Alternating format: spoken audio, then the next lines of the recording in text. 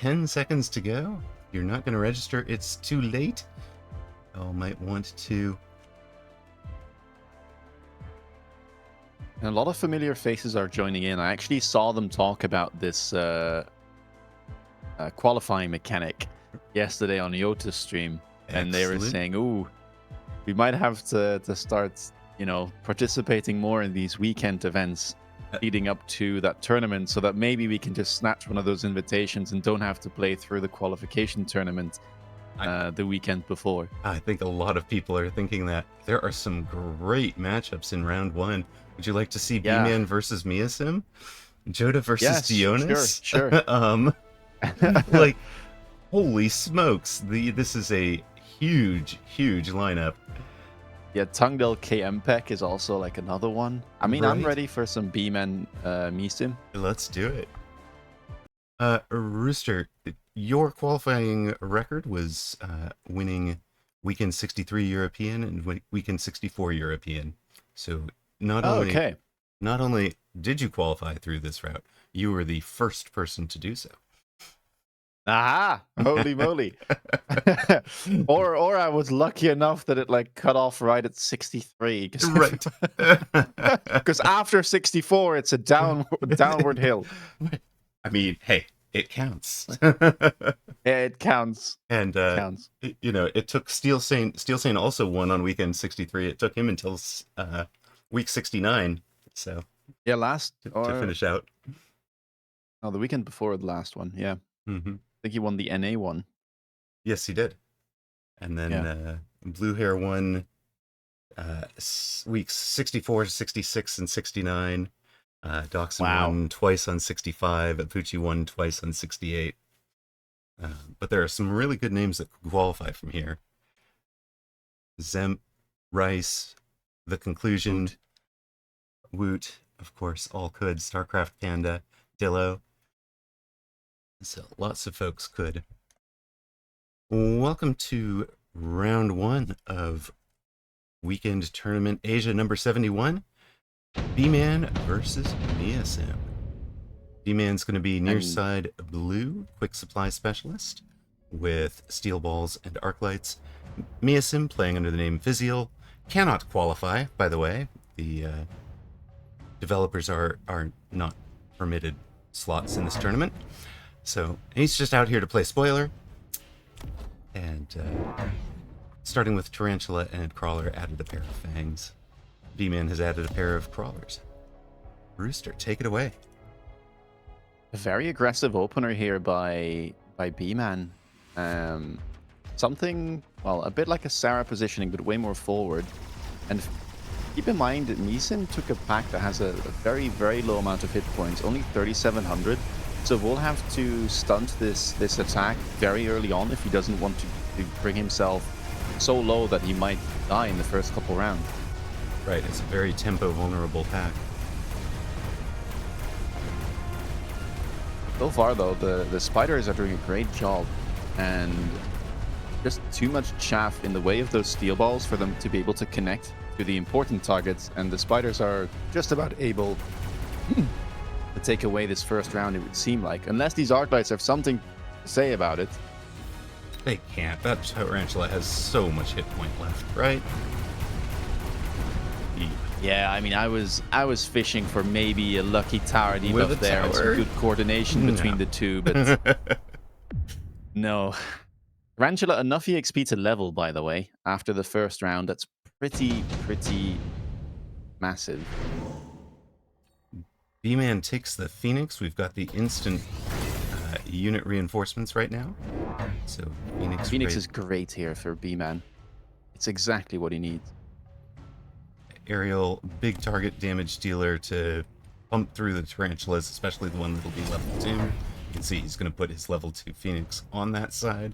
He takes a level 1 for the other side. He is running full carry arc light tech on those arcs.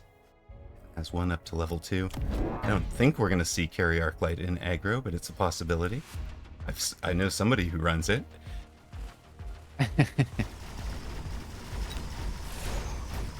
Yeah, and these Phoenixes, by the way, also very good for Measim.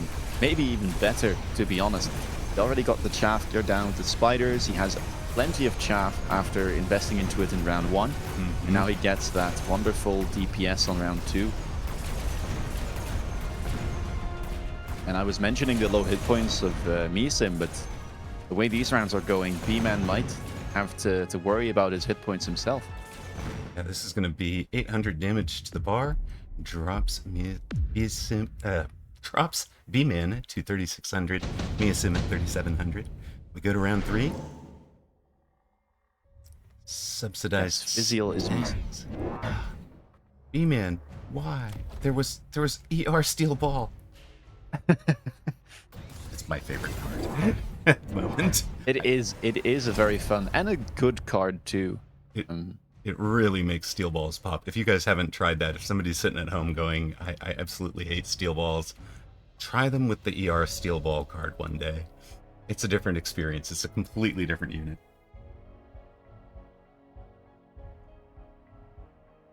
Well, with subsidized Mustangs, unsurprisingly, B-Man brings out 3 of them, spread left, right, and center. And Physial, Measim, well aware of the possibility, brings out 2 more Tarantulas. So, I like the position here for Measim. It looks very, very powerful. Something like an early range next turn on the Tarantulas might just like seal the deal already. And he gets to add oil to it, so he's sitting there with 200 left over. Drop the oil. He doesn't even need to light it on fire. He's going to get more value out of this from slowing down the steel balls, having that poor arc light stuck in the oil. Just tremendous value from it. And then on the other side, you can see, even without the oil, he's handling it with the 2 Tarantulas. Yeah, left side is doing very well. Phoenixes are managing to lock onto those Tarantulas and take them down. B-Man does get through and get tower on the left. Working from left to right across your radio dial. Loses the Phoenix, and that should be the round, I think. Round to Measim. Not the worst, though, for B-Man. Considering the oil, I was expecting this to be a bit more damaging of a round. Right, just 400 hit terrible. points. He's on 3200. Has orbital bombardment available. Measim took extended range Phoenix. You might have to counter with that. Importantly, he does actually run Charge Shot here, Measim. An extended range Phoenix is a very fun card to play if you do run that extended range, or if you do run Charge Shot, because what it does is that it only brings down your base range basically from 120 to 115 whenever you click Charge Shot. So you get that bonus of having immense increased attack, but barely losing any range for it. Although in this situation, I don't think we'll see that because units on the side of B-Man are all relatively small, not a lot of hit points, so extra damage not needed. And we do see that range on the Tarantulas coming out, as we mentioned, and 2 more Tarantulas added in the back line for Measim. These are very dangerous Tarantula positionings, I'm going to point out, because if he adds spider mines, he'll have mines running past his own tower. And you can get things right with an orbital bombardment or one of those free missile drops. You actually can blow up a spider mine as it runs past a tower and have it friendly fire its own tower. That's happened to me. I have done it. Done it to somebody. It's been done to me. I was very confused at first what had happened. Yeah, they might have. That might have been a viewer. It was I was a game, I think.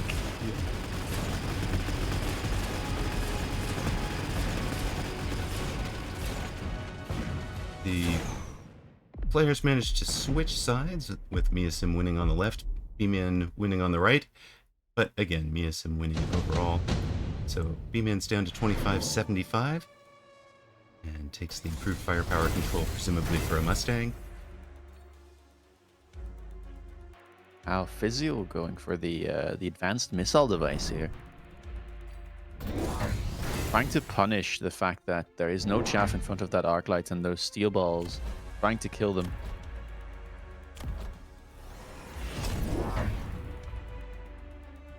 And we did talk about it being a tempo thing, dropping some of the key units up front on that push, especially on the side that he lost.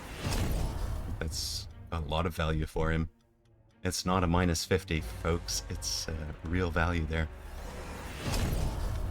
And here come the mines. You have your player. Ooh. Yeah, and he got like a couple crucial levels here as well, I think, on some of the tarantulas. Right. This is starting to get out of control. Those mines, lots of hit points, 1500, not counting the tower bonuses at level 2. That's pretty difficult for Mustangs to take out. And that's why he took the range first, by the way, was to put those levels into the tarantulas before taking the mines. We've talked about this, I think, last week, where the mines, they're an environmental effect once they've been thrown down, so kill experience from a tarantula's mine doesn't go back to the originating tarantula, it's given to every unit still alive on the board. Spread equally. And this looks to be yet another round here for Measim. Though Phoenixes, oh, the mines spawning at the exact right moment. Oh, but the Phoenix manages to clutch up One and Phoenix take out left. those enemy Phoenixes. The round doesn't end until it has finished off the mines. I love that. I mean, they deal 1 damage apiece if they survive. Right? Oh, I didn't know that. 3,600 for Measim, 2,576 for B-Man, and both players take the enhancement module, doing a little bit of stonks action. For Measim, it's just going onto his top tarantula, which is up to level 3. Yeah, he took the super heavy armor there. Oh, it's the super heavy, not the stonks. Yes, it is. So super heavy. And B-Man, I have to say, I mean, he is stonking, but I feel like that probably wasn't worth it. He seems to be a bit down in tempo, and that enhancement module isn't very cheap, coming in at 250. He just leveled 1 Arclight, sold it, and then leveled another Arclight. That's very slow to be able to make up for that investment. Right. That's super heavy on a steel ball might have been a little bit better, although. Yeah, I don't know. Maybe selling the steel balls as well. It's been mentioned by Jur player. Would it be worth to sell the steel balls? I think so. Maybe he's hoping that they'll level, but after 6 rounds, they're still only 3/4 of the way to level 2. So I doubt that it'll be happening. Which also like pulls into question this enhancement module. But we'll see if he can make it work. If he could level them off of anything, and here's another round where they're going to get stuck on chaff and it's destroyed before they get any further. Yeah, if you could level them, then they would be a great target for that enhancement module. And the spiders now are just starting to become a little bit too much, it seems, for this board. Only 2 leveled Phoenixes on the side of B-Man, and if they don't get to connect soon, they're not taking out any spiders. Well, that is 1,800 in damage. It drops B-Man from 2,500 to 762. He's on the ropes. This could be the last round. Is there a card here that can save B-Man, do you think? I'm going to go ahead and say not really. Some of the, well, Vulcan could be alright, but it doesn't really fit this board from B-Man. I would say that generally speaking, when you're playing against these type of spider boards, your go-to answers are something like hackers, which perform really well, and something like a Scorch Vulcan can deal with it too. But Melters here, I mean, maybe. He was struggling to just take down the spiders, even though he had dealt with all the chaff. So perhaps these Melters can mean something, but Measim took the exact same thing and also already has high explosive ammo on the trenches now, so should be able to get rid of the opponent's chaff quick and perhaps get some early lock-ons. 9 triple-teched spiders. Yikes. Yeah, it's a lot, and Well, maybe a saving grace here is the melting points on the side of B-Man did get the range upgrade. The melting points on the side of Measim did not. So there is a bit of a range advantage here. Perhaps that can make him win a round. We'll have to see. But even so, it would still be countered next round, right? You'd expect.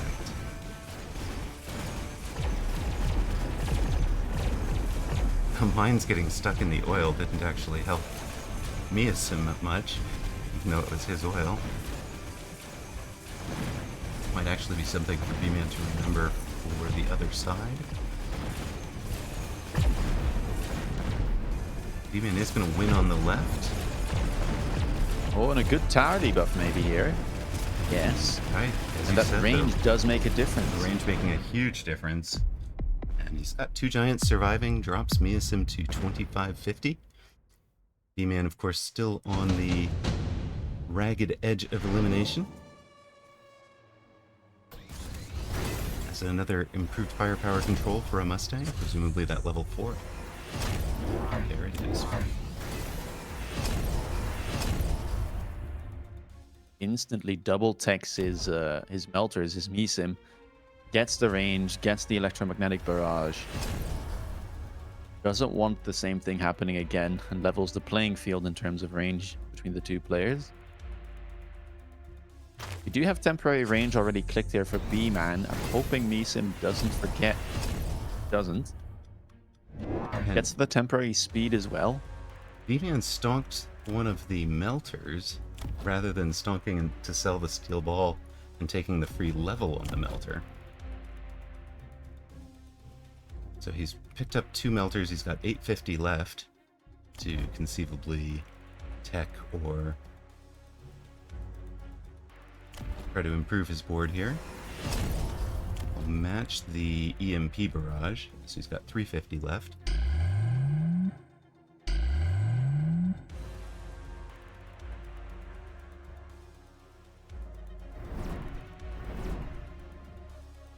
Yeah, and I mean, this looks tough, I have to say. Melter Mustang always has been a strong composition, but here it might be just a little bit too late of a transition for B-Man. Lost so many hit points early on, and the Tarantulas on the enemy side aren't bad at all into Melters. In fact, those Spider Mines can be considered one of the counters to Melter. Right, if you can get the melter to be locked onto mines, they're effectively long, a chaff creation that does not have the limits that all of the other chaff creators have, a maximum number of chaff that are created. Oh, and a very bad EMP timing on that level 3 melter in the middle. Had the lock on that big spider, gets EMP'd halfway through killing it, and just gets taken out by the level 1 melter.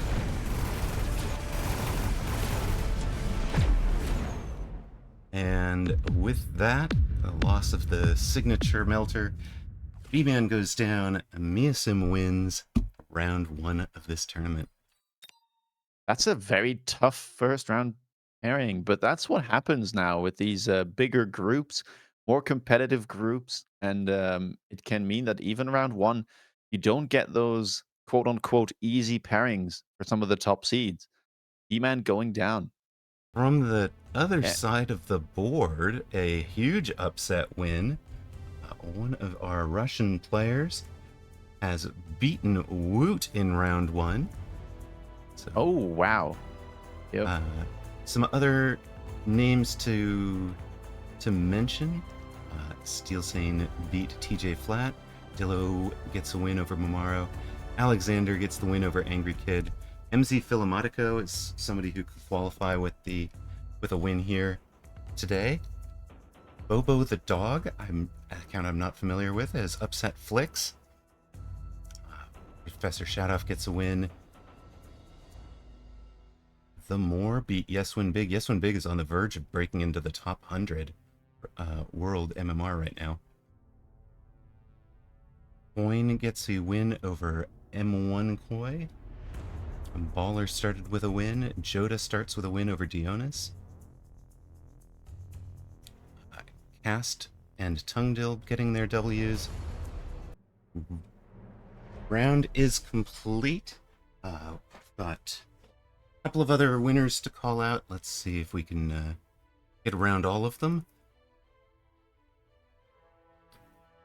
Looks like Shiroha won in their first round match. Galaxy's End gets the win against Sakura. Druski beat Tsingtao. And any others that we missed?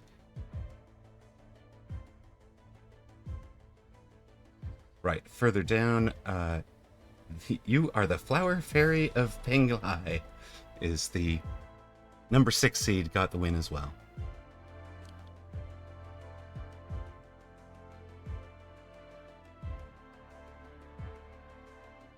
I see it into round 2. I see Whooped versus Alexander.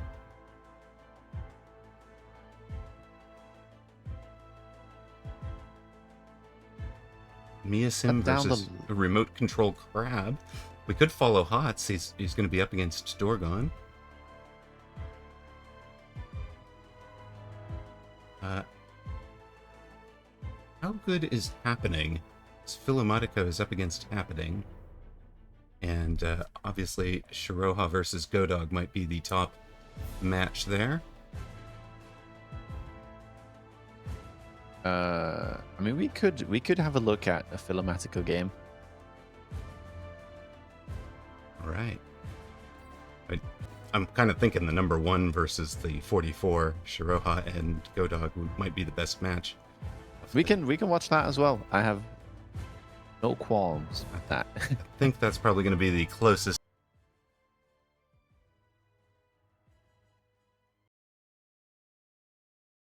I've always had a special appreciation or love for Shiroha because they play on that 501 alt that where they play always in English. They always enter that 501 alt in the Americas tournaments, and because the combat power was much lower than his primary, I ran up across him in my very first mini tournament and got crushed, unsurprisingly. And then he was a complete gentleman in the conversation afterwards and talked through a couple of the things that I could have done better, or that, that he was taking advantage of, even maybe more so. It's like, here are the things I was taking advantage of. And it was kind of the way he phrased it. And it was just really nice. It was like this, hey, welcome to the tournament scene, kid, sort of conversation. Very encouraging. And yeah, that's very kind. Seeing him go off to win that mini tournament and be like, okay, I lost to the champ, and he was really nice to me. He wasn't all GG easy. Like, it really set the tone for me that this was going to be a game I was going to really enjoy. So I've always had an appreciation of Shiroha's gentleman nature. Welcome to what a fantastic way to. Oh, go ahead. Sorry. I was going to say, welcome to round 2 of Weekend Tournament Asia number 71. Shiroha near side. I was just talking about Supply Specialist with Crawlers and Mustangs, starting out strong on his left side with the Mustangs together rather than separating them. And GODOG, who lost in round 1, is going to be an Elite Specialist with Marksman and Mustangs. Yeah, and that is quite the pack to pick up. Most players, especially at the high MMRs, consider this pack to be the worst. The Mustang Marksman's pack tends to struggle against a lot of things, and, well, it also doesn't start you out with chaff. One of the prioritizations when picking your starting pack. And we see quite an aggressive setup, but no Assault Marksman available for GODOG. It's going to be interesting to see what he does. Picks up those Crawlers, though, and that is the strong point of Elite. Those around 1 level 2 Crawlers are such a menace.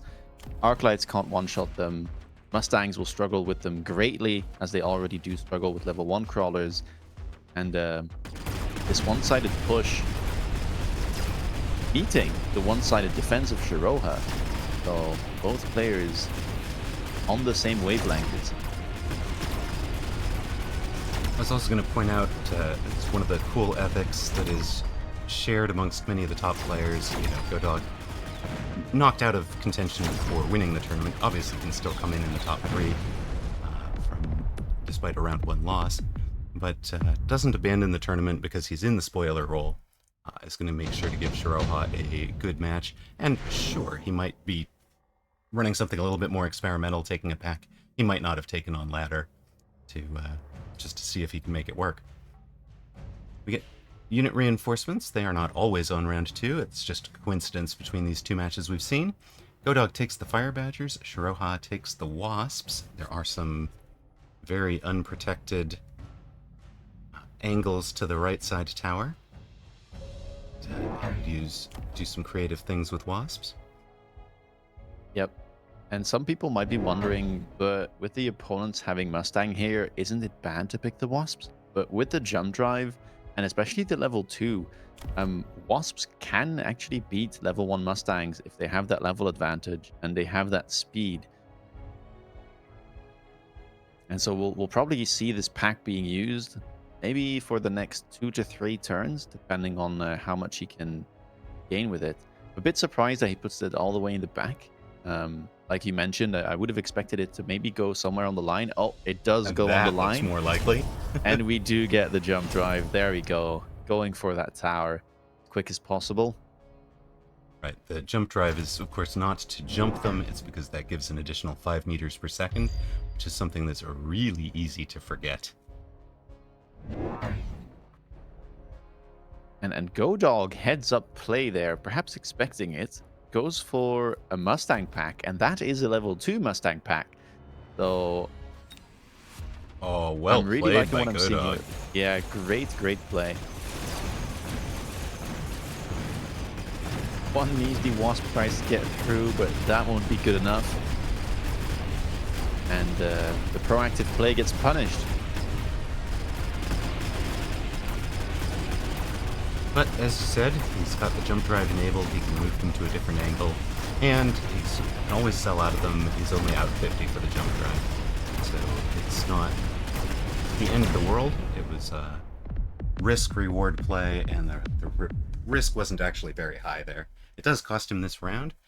Shiroha, yeah, I would 3,300. say it's a little bit more important than that. It is a pretty big tempo loss. The reason being is that his opponent didn't just preempt that, but he got something valuable in return as well, right? This was the free unit pick for the first round of free units, and GODOG managed to grab himself a Fire Badger at level 2, and that will be getting value for the rest of the game, and those Wasps will likely have to be sold out of. Right. So we'll have to see how Shiroha manages to bring this back. Scorpions could be a play here, potentially. Not the worst with the Mustangs that he already has. But he also has to worry about the right tower. And that's going to be tough to deal with. Level 1 Arclights won't be enough. And this is perhaps where it would have been nice to have that Badger pack himself. Well, that's not the play I was expecting from Shiroha. Took the Amp Core and puts it on his own Wasps, putting them to move pretty much straight to the Fire Badger, so away from the level 2 Mustangs, and GODOG, having to respect the jump drive, has to drop another pack of level 2 Mustangs behind tower to cut off the angles.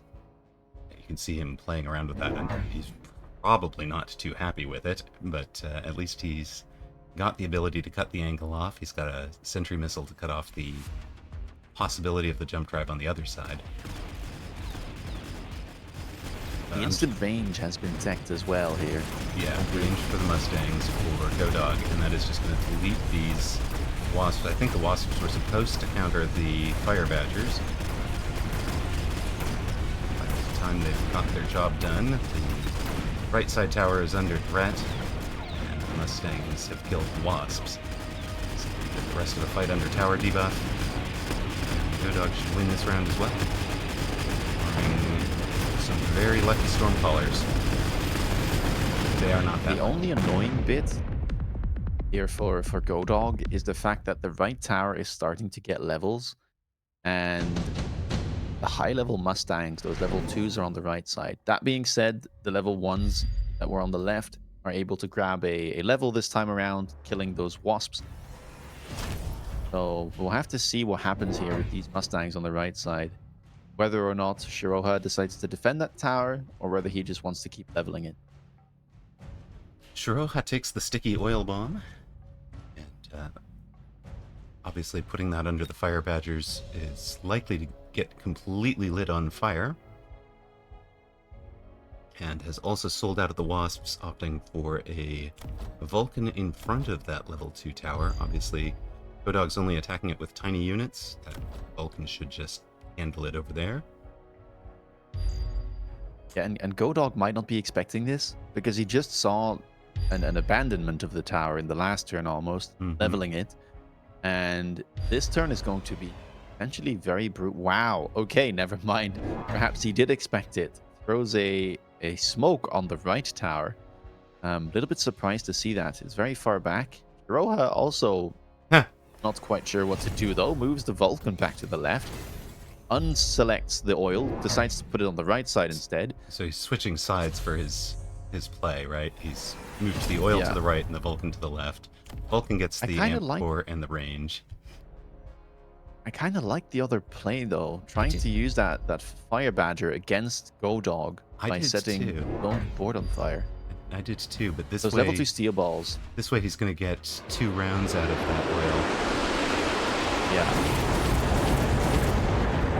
GODOG's mobile beacon there, not necessarily running away from the Vulcan, but running away from what he thought might be oil or smoke on that side of the battlefield. Of course, his units are going to be stuck in the oil for quite a while, then they're going to come up to the level 2 tower, but he's got steel balls to chew through both Arclight and tower.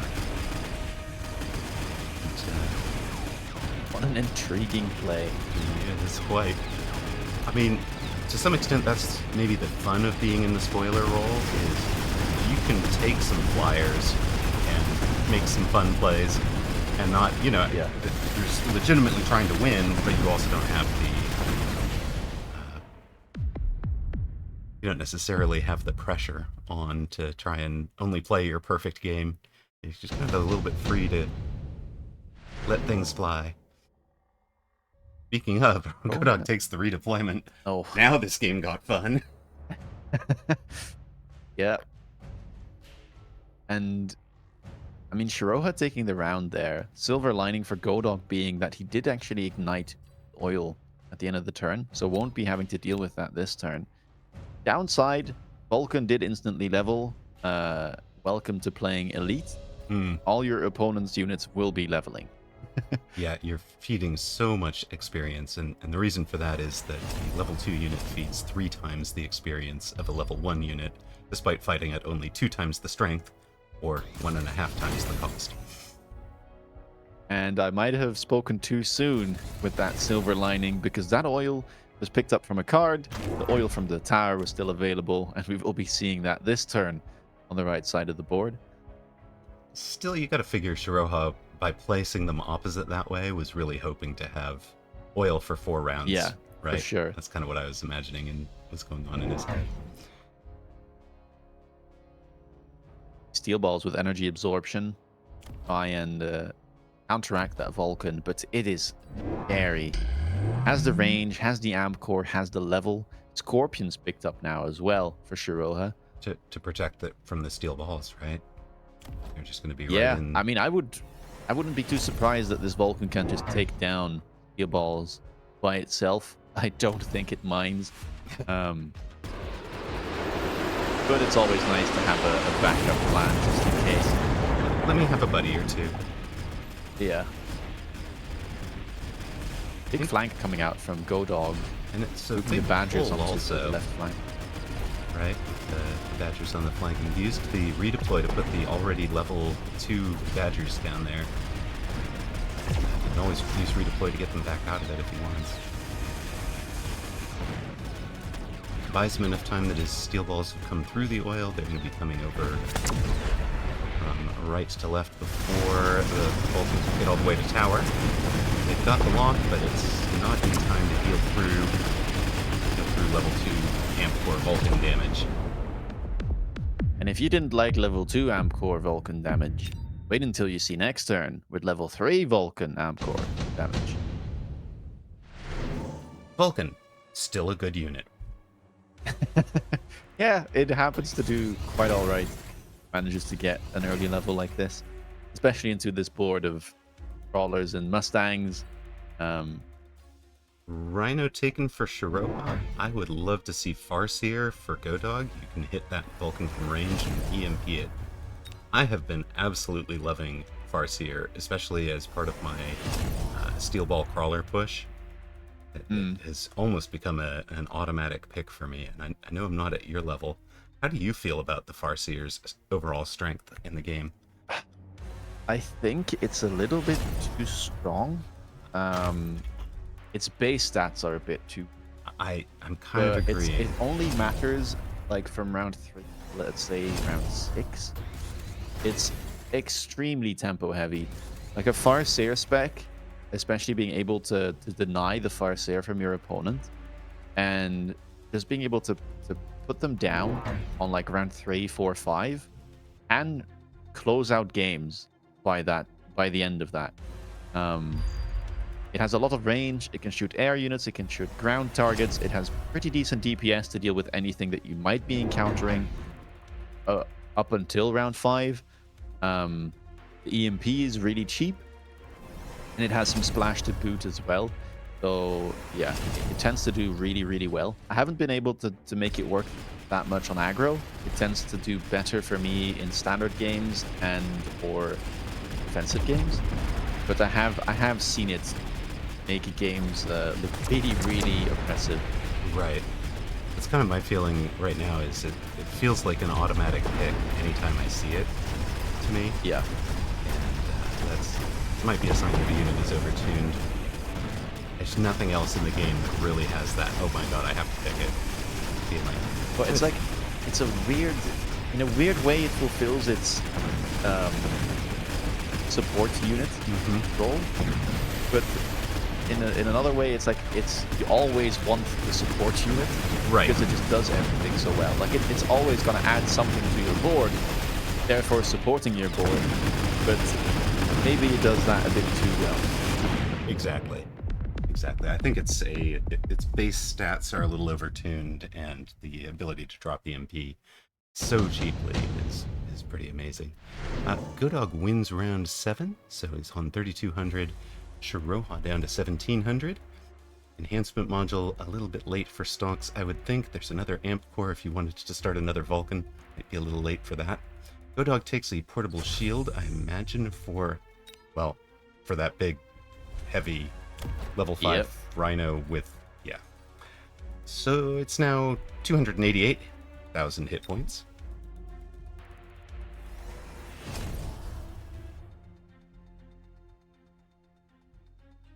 I was a bit surprised to see that Shiroha picked the Rhino there last turn. Maybe he didn't see another option to try and counteract the opponent Rhino. But into the steel balls, he didn't do that well, and he's needed to sell out of it this turn. We will need to see some counter to the Rhino though. This Vulcan gets stuck on it for way too long. And the answer seems to be Scorpions. Level 2 Scorpion.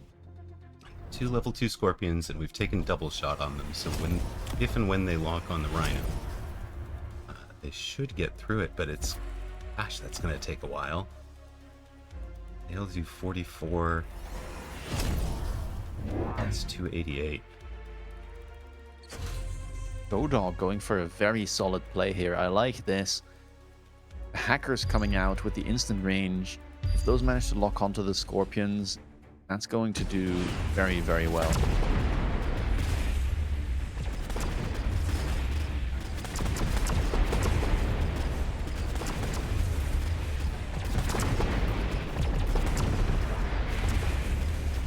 Ow, and the Scorpion on the right is doing so much better than I had expected. No chaff gear there whatsoever, but somehow manages to lock onto the steel balls and take out almost every single one of them. The mobile beacon for Shiroha was incredible because it pulls the early chaff from the right to the left and provided chaff into the hackers that he didn't know about. And just, I think he was looking at it as I'm going to bring the chaff over to the Vulcan, but it just played a double value there and really turned that round. So GODOG down to 1850. Shiroha still at about 1901. And giving us... Farseer showing its head again right yes. There. I was just smiling when I saw it. Game giving us unit reinforcements again. A level 3 melting point might be what Shiroha needs to handle that big old rhino. I'd certainly be tempted, even though I've put the investment into the Scorpions at this point, I'd be tempted to have the melting point to help. Yeah, it'll be the question is like, do you want the melter, or do you just like double down on the Scorpions? Maybe even give those something like acid attack. GODOG just opting to sell. Sandworm with armor. It's big, for one thing. 240,000 hit points, but doesn't it run out in front, get punched by Rhino, and get hacked by Hacker? Yeah, it might, but I mean, the question is, does the Rhino stay there? Does it get moved around? Right, he does have to redeploy to make it unpredictable where it is. It's for sure a bit of an iffy play, but I can see it going either way here, depending on how the engagement goes. Whether or not the Scorpions manage to help out and kill the Rhino. Yeah, we'll have to see. Well, Rhino stays where it is. Fire Badger flank on the far right is going to pull that Scorpion that did so much work last round. Yeah. And that opens up the tower for the steel balls, but they are stuck in oil. The worm has died, but it at least did not get hacked. Right.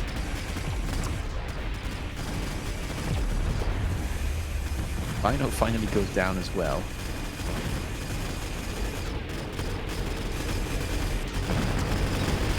It's an awful nice Vulcan you have. I want it. Thank you. Yep. It's an awful nice Scorpion you have. I'll take that too. Yep. Shiroha down Suddenly the hackers are 580 hit points. Yeah, hackers dangerous. Ion beam for the finish. I was gonna say, yeah, no, it has to be better for GODOG, I want to say. I mean, the hackers are also pretty vulnerable here to the ion beam. But true. There's a very nice line of units on the left side for Shiroha. Yeah, the targeting is just so easy on Shiroha's. Into Shiroha's board. If anybody at home, if you struggle to make hackers work, something like the improved firepower control really, really helps them to pop off. They are a DPS unit, much like Mustangs, so if you play them with the items that you would historically have given to a Mustang, they will do very well.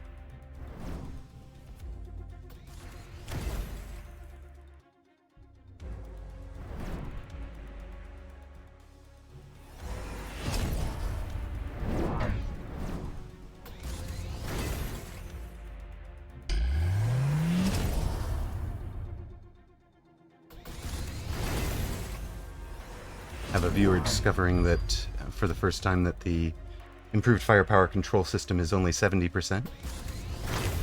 It is true. The improved firepower control is down to 70. The advanced firepower control is gone entirely. The armor versions are down to 80% and 150% respectively.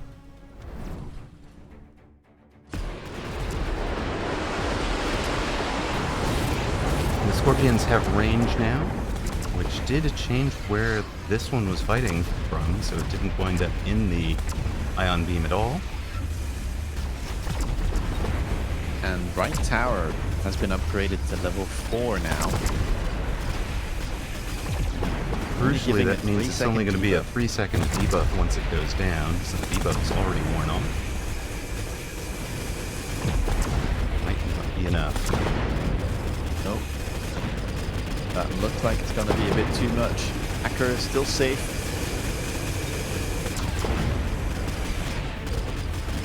Able to take out that Vulcan.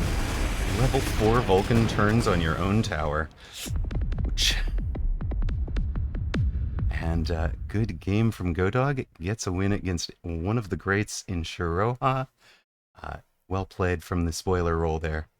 Very nice. Yeah, man. Lots of favorites for the tourney. I mean, that's the seed number 1 getting taken out on round 2, and we already saw some of the other favorites losing their first round match. So lots of upsets. Right. The number 1 and number 2 seeds both lost in the first 2 rounds. Woot out in round 1. Yep.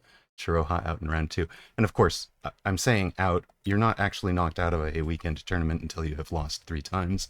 They are simply out of contention to win the title. The winner will be the last player left who is undefeated. Jota is still playing. You want to jump into that one and I'll summarize the rounds? I want to go what's going on. Excellent, excellent. As I load in, I see triple tech melters, range, diffract, and absorption. Very nice. Up against a whole army of Worm Wasp, but also War Factory with range and overload. Around the league, Steel Sane, Cast, Galaxy's End, and Bearlike all got the wins, and the other match we considered looking at, Happening did upset Philomatica. Philomatica, one of the players who could qualify for the Launch Clash tournament by winning this one, will not be doing so this time. There's more chances, of course, in the European, Americas, and weekends 72 and 73. Other winners include Coin, The Moor, Hooper Trooper upsets Baller, Dorgon beats Hots, that winner from round 1 that we had seen previously. Horsetail beats Emerald 66 RUS. Measim gets a win. Symbios, Druski, Ava Stigma, and Shackles are through. Shackles beating Professor Shadoff. Well done. Other sides, the favorites got the wins. Alexander, Dillo, and Tungdill, with You Are the Flower Fairy appears to be in commanding position against Shade. 20 unbeatens going into round 3. And I'm really surprised. I didn't even notice, but Druski is actually playing in the weekend tournament. That is something that I have not seen before.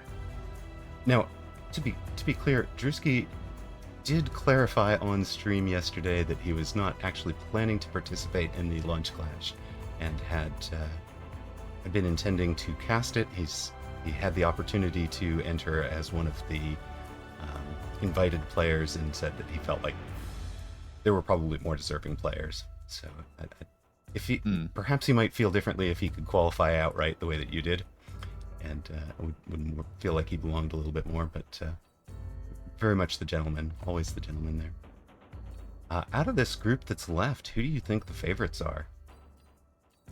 It is a stacked field. My goodness.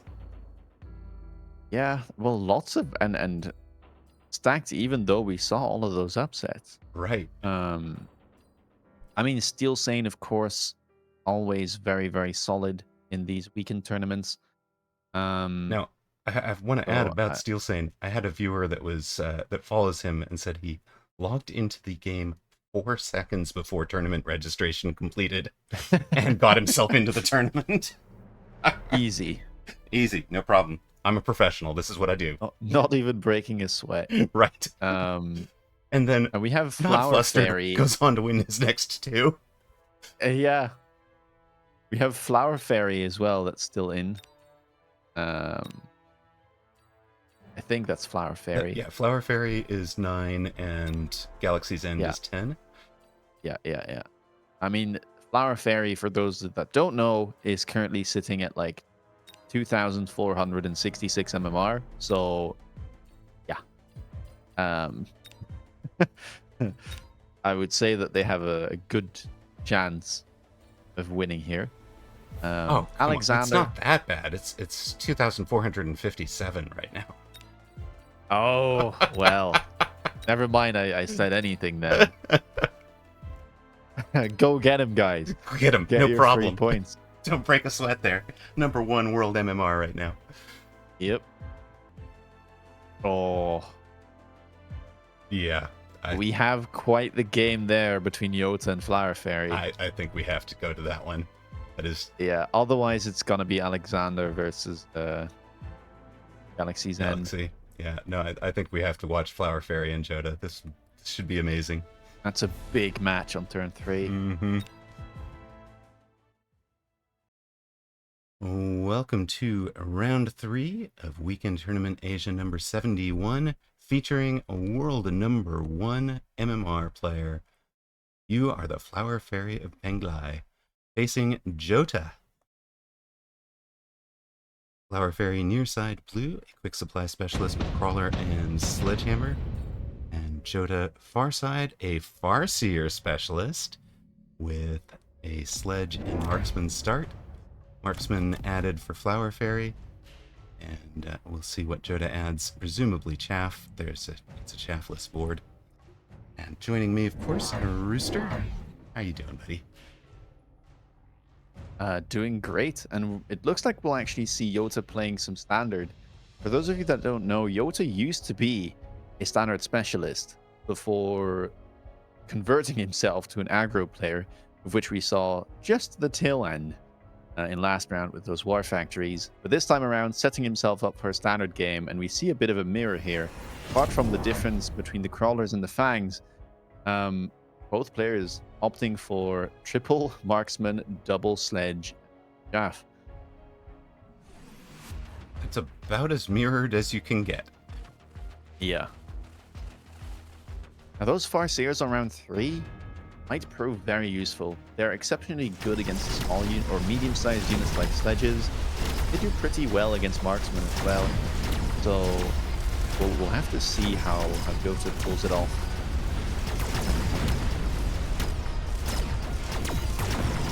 Crawlers here in round 1 though, better than those 2 fang packs, and that will mean that Flower Fairy will be taking the first round.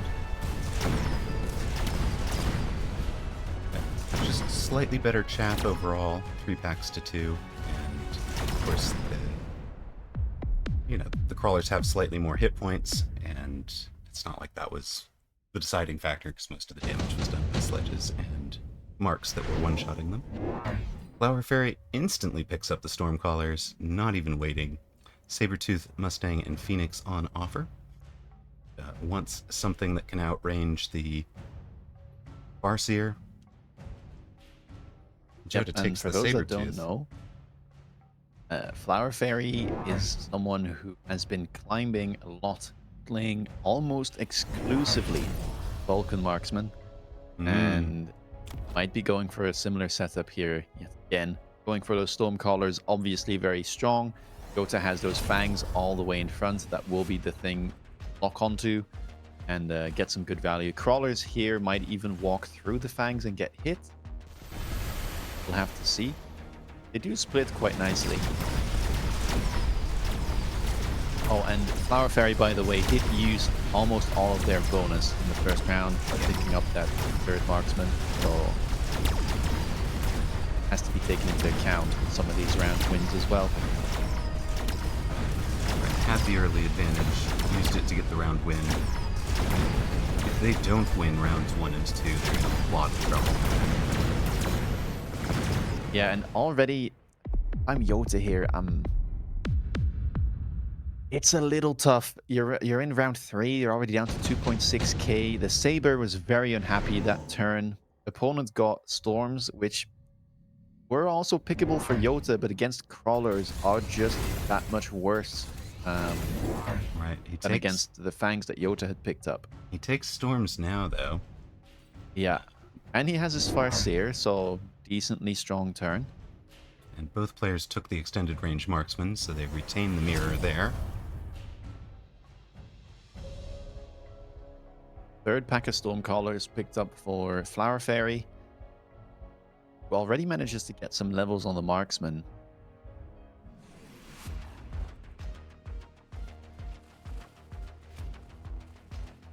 Crucially though, marksmen here do not one-shot the sledges because Jota did take the first defense enhancement from the tower. Flower Fairy's also taking the defense enhancement. Oh, this Saber. Yeah, I think we're going to see that being sold. It didn't do well the turn it came out. It gets insta-locked again this turn. Right, if he's going to do it, he's got to commit to giving it range, and there are other things on the board that want range first. Flower Fairy And just to mitigate... winning again, Jota down to 2,000? What were you going to say? Yeah, manages to mitigate some of the damage there is Jota, but still losing some hit points. Flower Fairy takes the oil. And I think that might also signify Jota already going for it himself. The Fire Callers. I wonder if Flower Fairy wants to wait a turn to get a turn of flow into a turn of fire, or if he immediately wants to go for the fire. Looks like it'll be the former. Yeah, it's gonna elite or mass recruit a pair of fangs. Just making sure he has that flank covered for air. So 2 marksmen to cover against the Phoenix flank, Fang out there to cover against the Wasp flank. So Flower Fairy presumably aware that Jota has that background in aggro. Feels like he's got the main fight covered, so wants to ensure that he's not taken out. Doesn't lose this tempo on a surprise.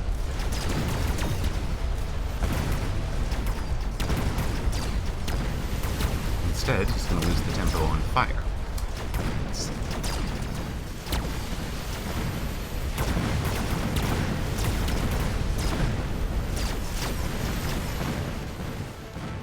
But it's not a huge round loss, dropping Flower Fairy to 3078. Jota's still at 2,000.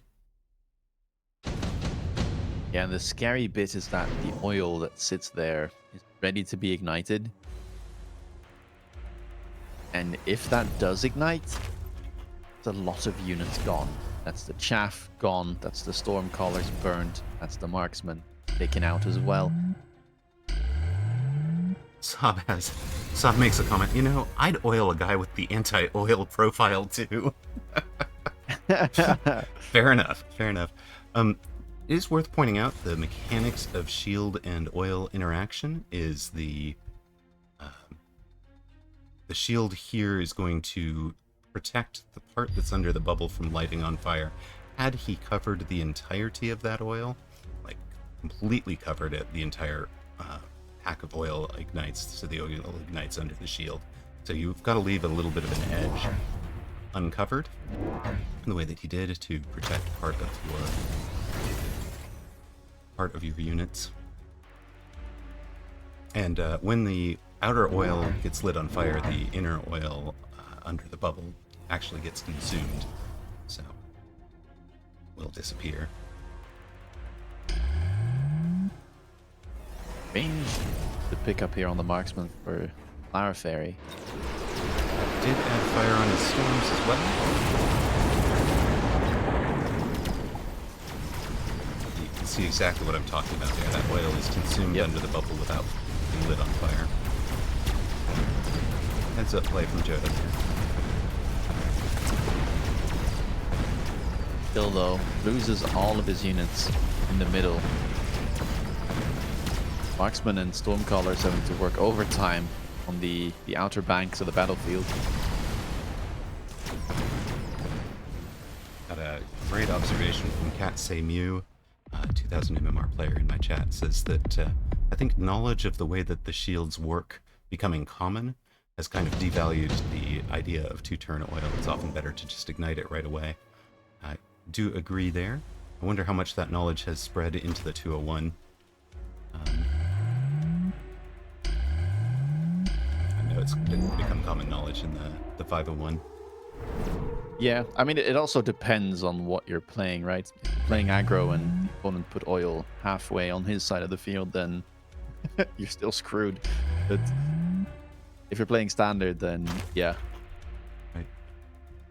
Jota forgoes the nuke at 738 hit points. I'm gonna brazen it out without.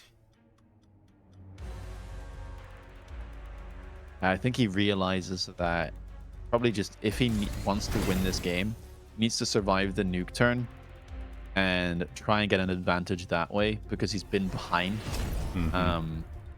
And getting nuke for him won't do anything. Like right now, he feels like he's in a disadvantage. He's out behind in tempo because his opponent has this many more leveled marksmen, already has the text on them as well.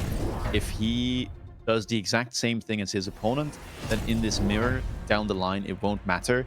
So here is an opportunity for him to go for a big play and really risk it. Try and get an advantage money-wise and perhaps regain some of that tempo. Did you say fortune favors the bold? Let's find out if Jota was too bold.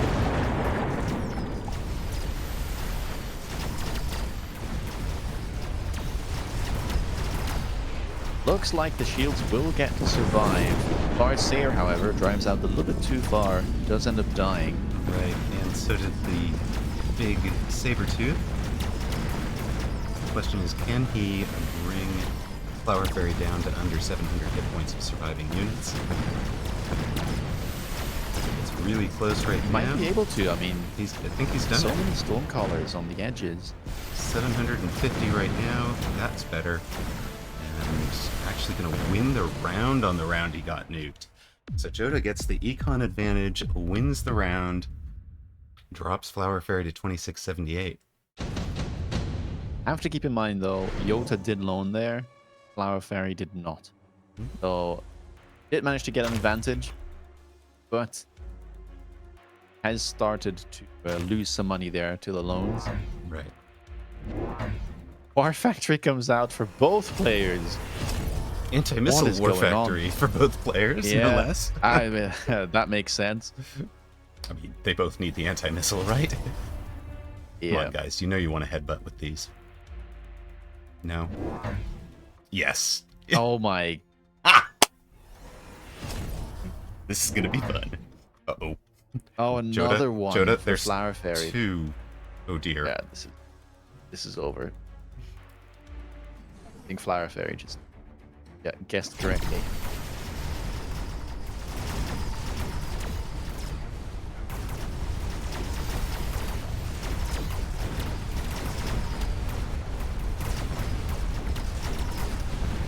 Jota did try a pull down in the corner to try and get his War Factory into tower. That would have worked had there not been a War Factory in his way. Yep. That is a lot of Stormcallers, yeah. I mean, really, really good beat there for Flower Fairy. Manages to put the two factories in the correct spot. If they weren't there, then I think Jota would have been able to take that round and walk in, but factories prevented that from happening. Yeah, very nicely done. Flower Fairy, world number 1 at 2,457 MMR, plus whatever he's gained from this match. Dorgun's conclusion is, I lost to Bear like he had a, quote, few, end quote, Farseers. Bearlike has been one of the players kind of championing this Farseer spam right off the get-go. Yeah, he definitely does. He loves to show off the new units, for sure. Might have known something that the rest of us didn't. In a surprise, our number 1 seed Cast loses to Hots. Says that he ran out of time and didn't defend the boat drop properly at the last round. So, GG's, and he gets a nice GG from Yakamaru, who he had beaten in an earlier round. So that puts us down to 9 unbeaten. More surprises. Skillsane also going down this round, by the way. Went down to Coin. Well done, Coin. Dillo, Druski, Happening, Coin, Galaxy's End, Fairy, Tungdill, Measim, Bearlike are through. Hots was 2 and 1. Where would you like to go? These are great Druski. matches. Druski versus Galaxy Songs Galaxy. End. We can do that one. Yeah. Otherwise, it's Flower Fairy versus Measim, I guess. That would be amazing. Coin versus Bearlike could be entertaining. Let's give Druski a shout. Welcome to round 4 of Weekend Tournament Asia number 71, where we have Pastor Druski near side in blue up against Galaxy's End, far side in red. And lots of very nice packs here for Druski, I have to say. Marksman Specialist looks solid. I was gonna say Farseer spec, but on second thoughts, Ball Fang, not really something I enjoy playing. Wow, cost control Mustang Crawler there for that is bold. Yeah, that's another pack that I wouldn't be too keen on picking, but let's see if he can manage it. Into the Tarantulas will certainly struggle a bit. Marksman, though, not very useful right now, which Druski does start with, having that Tarantula Marksman pack. Goes for the Crawlers, very logical choice. We'll have to see what Galaxy Songs End decides to go for. Could opt for a double Crawler turn and just try and overwhelm one side of the board. But knowing that he's a standard player, I doubt that we'll see something aggressive. We already see at least one Crawler positioned behind the tower. And yeah, it goes for the Marksman here instead. I do know he prefers Phoenix to Marksman. Thinking about an aggro position? No, that's not him. Cycling through the recommended formations there. But something we always see. Yeah, that forward positioning, not really something that we would expect from him. Also doesn't run Assault Marksman, so looks like the symmetrical setup will be it. Goes for some little fine tunings. Oh, Marksman on the outside, on the inside. Looks like it'll be on the inside after all. Let's see how this first round goes. Yeah, expectation would be for Druski to take it. Tarantula should be really good into this board, but let's see.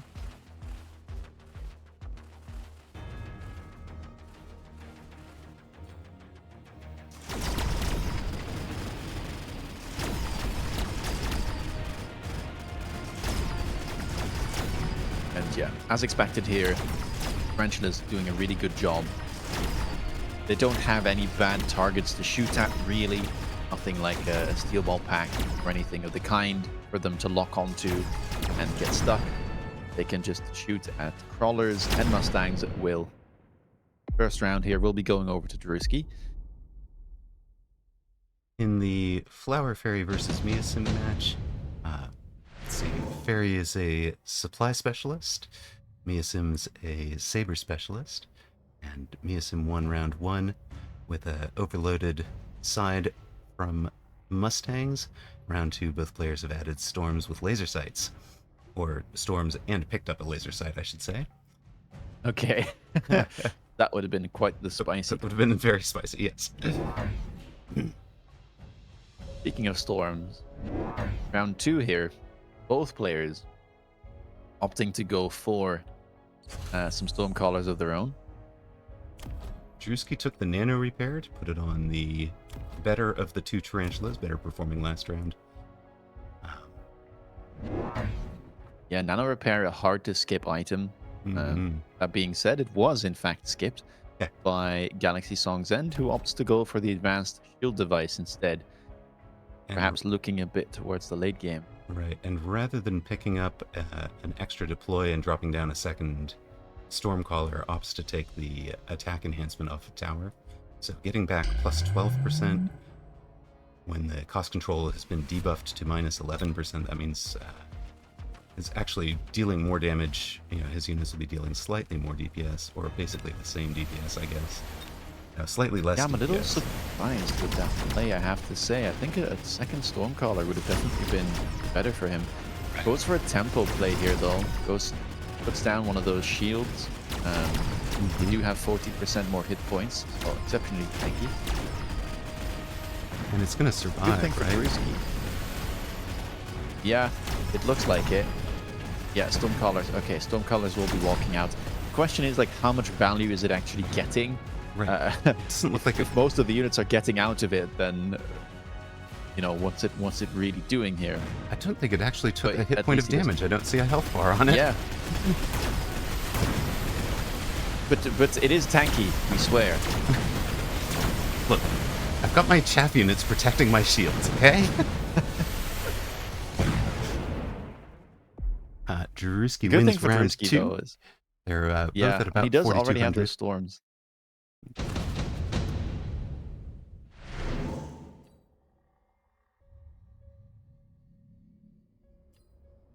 Barrier picked up here for Druski.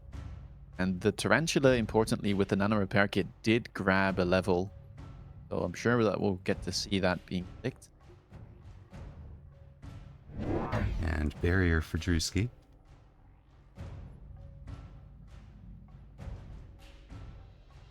It'll be interesting to see what both players decide to go for in terms of Giants. On the side of Galaxy Song's End, I would expect a Vulcan.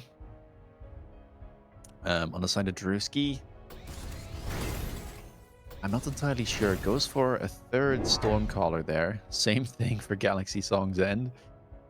Kind of noticing a trend here in a lot of the standard games. This is feeling very, very mirror-esque, isn't it? Yeah. In the Fairy versus Measim match, they are both in 2 Vulcans, each with laser sight, and Fairy has Scorch on the Vulcans, so Fairy should win round 4. But it's very much sounding like a standard game. Wait long for it. Yeah, Vulcans and Storms for both sides. I think Galaxy Song's End here, leaving a four squares between his 2 Stormcaller packs on the left. We know what's going to wind up there. We really do. Yeah. In fact, Galaxy runs a very standard set of positionings for their units, right? Which is, he's building to a very similar board. It doesn't always wind up, he doesn't play it 100% the same. It's not like he's always going to put down the Vulcan into that spot if he decided that a fort was the right buy or a melting point was the right buy. But he is very intentionally leaving a giant spot there. He's cognizant of that in all of his standard positionings. Oh, shield survives. Getting a little bit ahead of themselves there. Not thinking ahead. Thinking is not a crawler's strongest suit. I run, I drill. I run, I drill. This is what I do. Fair enough. Fair enough. The shield is still there, true, but I'm not sure that's done that much. It's probably the reason why it's still there. We get the unit reinforcement drop this round, if either caster can stop giggling. Sabertooth, level 3 Fangs, level 2 Fire Badgers, and Farseer are the options. Druski takes the level 5 Saber. Oh, I heard a sell. I think that's a Saber cache. It is not on Druski's board yet. He sold he does something have it. else. He sold the right side. Sold the right side untech Tarantula to replace it with the Barrier Vulcan. Yeah.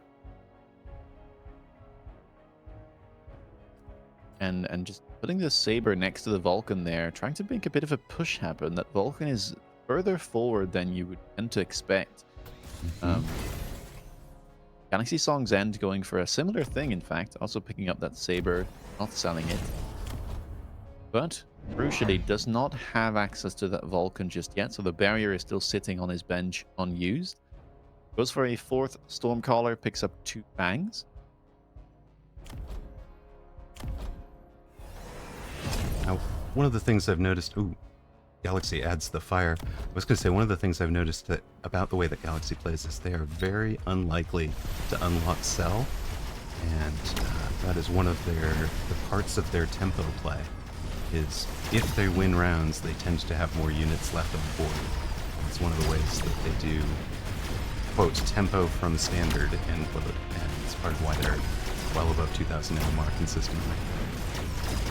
Where a lot of the 501 players would be thinking, well, I'm going to sell the thing that's not doing the most value.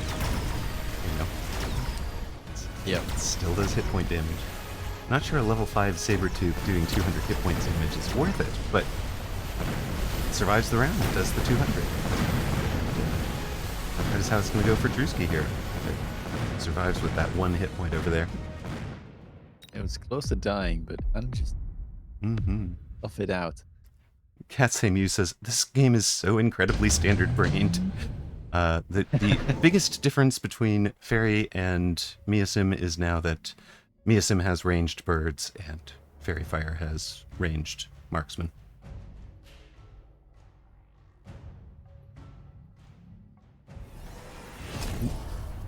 Here's a distinction for the two players.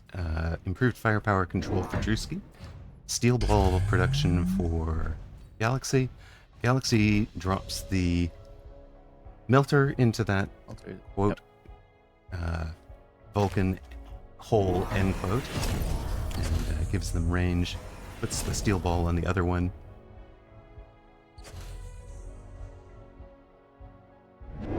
I'm a bit surprised with the. I mean, I guess. Okay.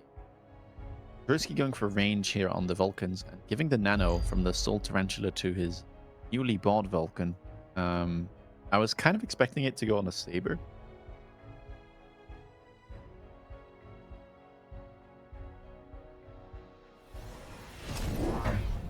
Certainly is the tankier.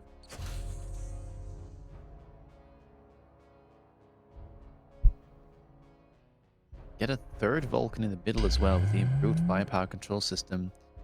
A little bit of a flank coming out for Druski, attempting to distract those Stormcallers with their first volley.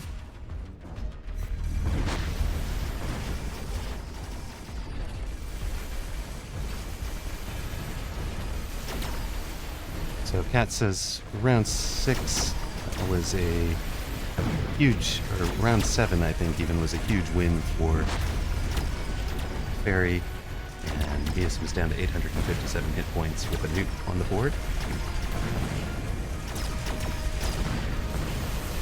Oh, it was round 6 was the big win. Thank you for the correction.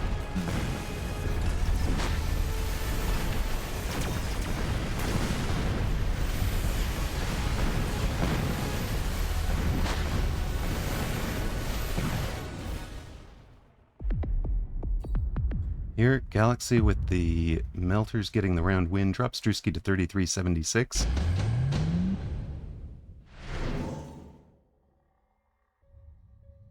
More great items here showing up, especially for melters. The enhancement modules also available. Could be nice for Druski. Could perhaps use it to sell out of that Saber. It didn't really do that much last turn.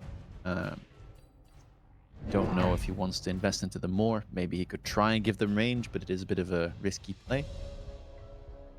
Absorption module picked up for Galaxy. Makes sense. Goes onto a melter in the middle. Under the Vulcan Right that's there. opposite that Vulcan. Makes sense. Absorption module. And what I'm wondering now. Also for Druski. What were you wondering? Does opt to go for that range play on the Saber. I think another play could have been something like going for a War Factory, trying to intercept. Because right now there is very little chaff here on the side of Galaxy, apart from Fire Callers. So if he can somehow shut that down, then he might be able to distract the melters for long enough.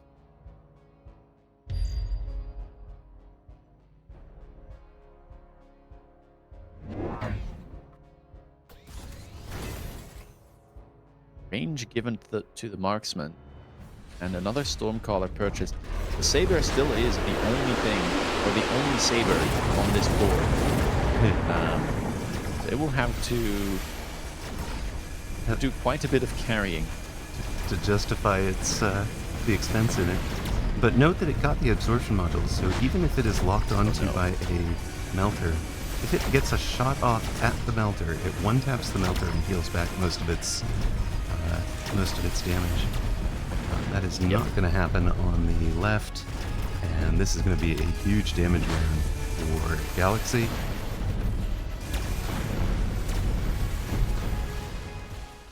In the other match, Katsemu says, "Rip Measim, a nuke plus 4 shields guaranteed the loss."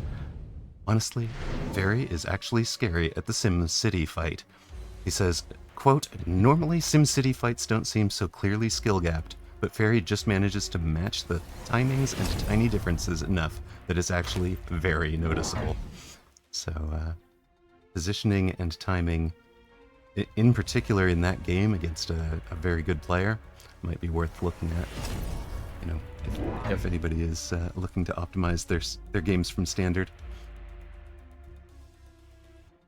Steel balls here picked up on round 7. Yeah, the second rotation of 3 units. Druski going to try and get in, annoy those melters So, best he can. Right, steel balls leading a ranged wasp charge on that side, and all of those units will be out in front of the ranged saber. So it's going to be tough to get a lock on the saber for a long time on that side.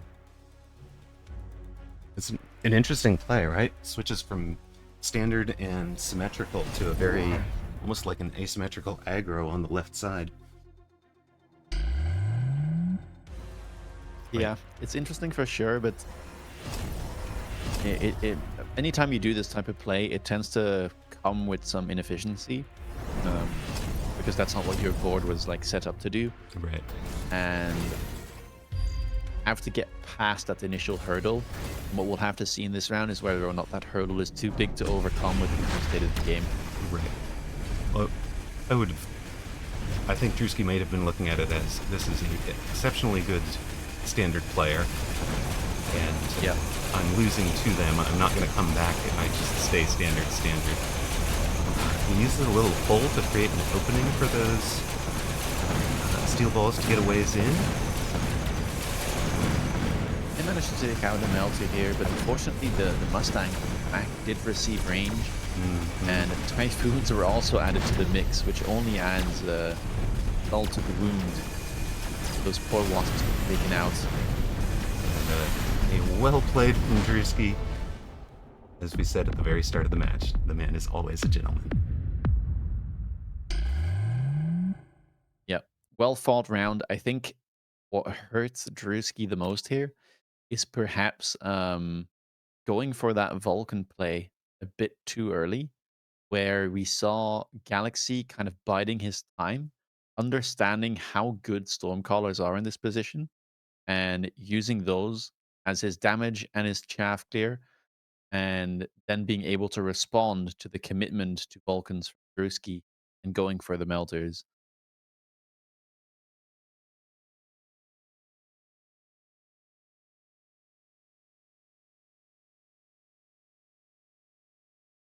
Dillo able to beat Steel. Wow. Nice win, Dillo. Not letting himself get spoiled. He says, "Okay, I'm tempted to abandon the tournament now. I've just reached my all-time peak of 2,300 MMR." Yeah, I mean, nice. That's one way to go. But for personal satisfaction, wait a sec. We got you here. Let's go. Well, he can't get to it because you can't get to that from the from this spot. So we got you. It'll be in the VOD. Dillo, 2300 MMR, number 3 in the 501, and reached top 10 world. Congratulations, sir. 2300 flat as well. Very satisfying. Summarizing for folks, looks like we're going to have Druski in the spoiler role facing Bear-like. We will have Flower Fairy facing Dillo, and Tungdill versus Galaxy's End. So 3 really good matches coming up for what will be either the quarterfinals or more likely the semifinals of this match. Tournament will only go to 7 rounds if the favorite wins against the spoiler in both round 5 and round 6. Otherwise, we'll get trimmed from 7 rounds to 6.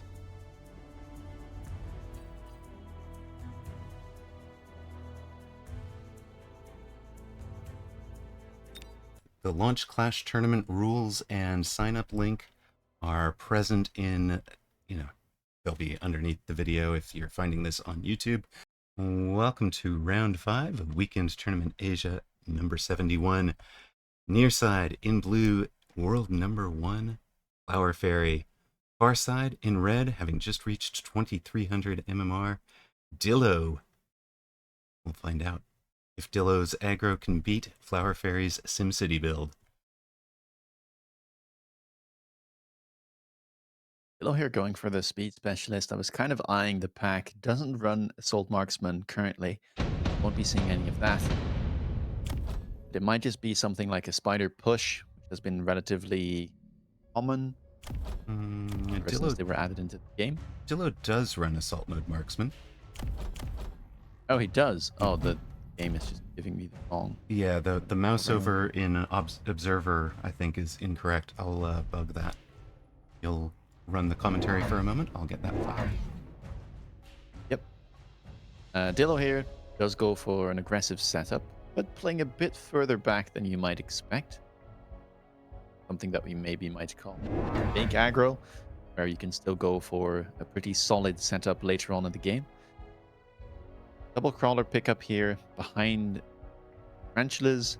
Reason for this is that there's no point in putting them all the way in front. Crawlers are way faster than the rest of his board, and they would only, run into their death before the tarantulas and marksmen are able to do anything. That's the reason why they're put a bit further behind, that you have a nice synergy between units. Pretty standard setup here from Flower Fairy. Guesses the correct side again here, with the marksman slightly offset towards the left side of the field, which is where Dillo is pushing.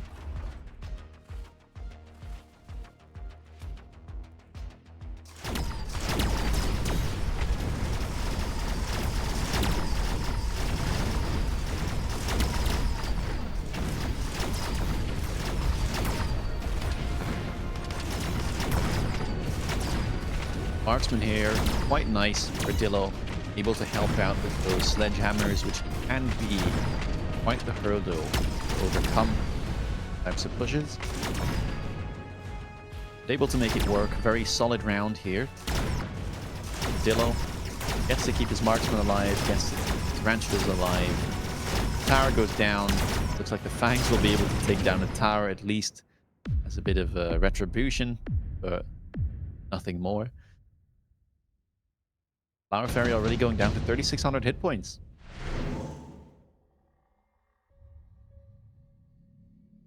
Missile Strike picked up here. Flower Fairy. Some good targets. Can try and hit 2 marksmen as well as the crawler pack there. Dillo going for the same thing. Could have also gone for the deployment module. Can be very, very nice on aggro, especially with 3 units. Get something big like a Rhino and then move it around the field any which way you want. Opts to go for a Wasp pack now. Will go on the flank. Does not shield the marksman here. Could have gone for that. Definitely would have been a possible play. The opponent doesn't have the most DPS, so it's likely that the shield would have survived. just opts in to try and even out the playing field here, dealing damage to that marksman and the sledges, and just saying, I can take that trade, no problem whatsoever. Wasps, however, doing wasp things. Get distracted by the crawlers that started all the way in the corner and follow them all the way back to their own side of the battlefield. Yeah, that was what we had in mind for them. Wasp's got the crawler brain. I thought towards you, you should do it. Yep. Sigh. Yeah, the amount of times that that's happened to me, it's... Yeah, at some point you learn. Yeah, it's actually part of the positioning. It's why the crawlers right up on the line like that are an important positioning to know. We get the unit reinforcement drops. Dillo takes the 3 level 1 Fire Badgers. Flower Fairy takes... Well, it's a fort. Ultra's really good into Spider, also really good into Fire Badger, but that triple Fire Badger pack is quite something. This is a great little read from Flower Fairy. So Dillo takes the Fire Badger, drops it onto the right side flank, right deep, and takes Jump Drive to move the Wasps. But Flower Fairy, just cagey to the possibility, puts the Fangs down where they will screen against it.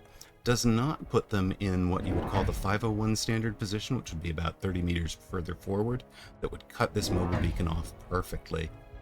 So, slight interesting difference. It'll be a little bit out of the way. That'll let the Wasps do a little bit of drive-by there while the Fangs are shooting them. So we'll see how that plays out. Puts down a missile as well. Yeah. Wow.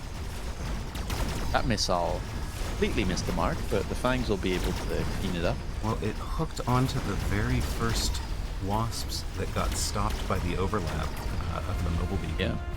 So it split that whole pack apart. Units are moving in here on the left side, but the fortress might just be too tanky to take down. Fire Badgers are stuck on it. A lot of sledges still alive. Without the levels on the marksman, those take 2 shots to kill. Interesting. Really good round. Dillo could conceivably take Ignite on the Fire Badger to start working on taking down that fort. Oh, that might be too much spice. It's very spicy. I have to say, the game that I made it work was very satisfying. Yeah, I can imagine. I've had like, I think 1 or 2 games where I clicked it, and one game I won in spite of having clicked it. The other game, kind of similar thing. Dillo's going to jump drive our Wasps from the right side flank to the left and bring them over tower. Has double Fire Badger back there to on that flank with the timings already established. Flower Fairy is going to a Wasp flank defense. Does have AA available, or aerial specialization available on his Wasps. Hasn't clicked it yet. Yeah, and this is just probably the best option that he had available to him. We'll see sometimes people putting their crawlers 3 squares to the left of the flank so that you can fit a Rhino in front. But if you do this, then your best option usually becomes to grab some Wasps. You have good enough DPS to get rid of this pack, but you will be sacrificing your crawlers most of the time. I think he's basically missed the jump drive on the Wasps since he did not put the flank, the screening Fang in the way. Missed the possibility, or he's counting on his Wasps having cleared the Fire Badgers in time to come play defense, which is not going to happen. Dillo hits the tower, hits the drive-by. A lot of fighting happening in the tower debuff.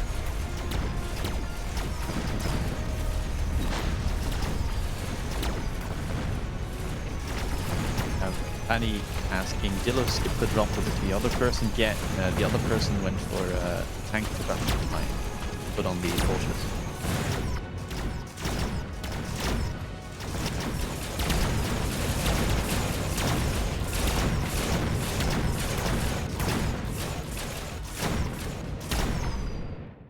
Double tower debuff wins the round for Dillo, drops Flower Fairy to 2766. Dillo is still on 3918 as we go to round 5. Unit reinforcement drop immediately. Level 3 Farseer, double level 2 Saber, level 4 Phoenix, or level 2 Melter are your options.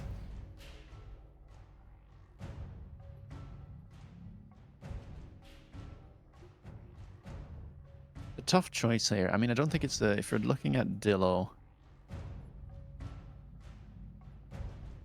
Yeah, I could see Farseer being picked. Sabretooth might not be that bad either, to be fair.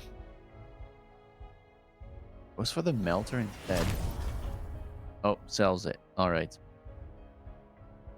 I guess he agreed in a sense that he didn't really know necessarily what to pick.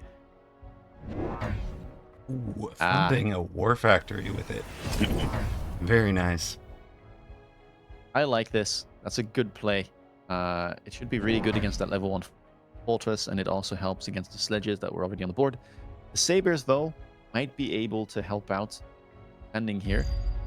You have that double shot available.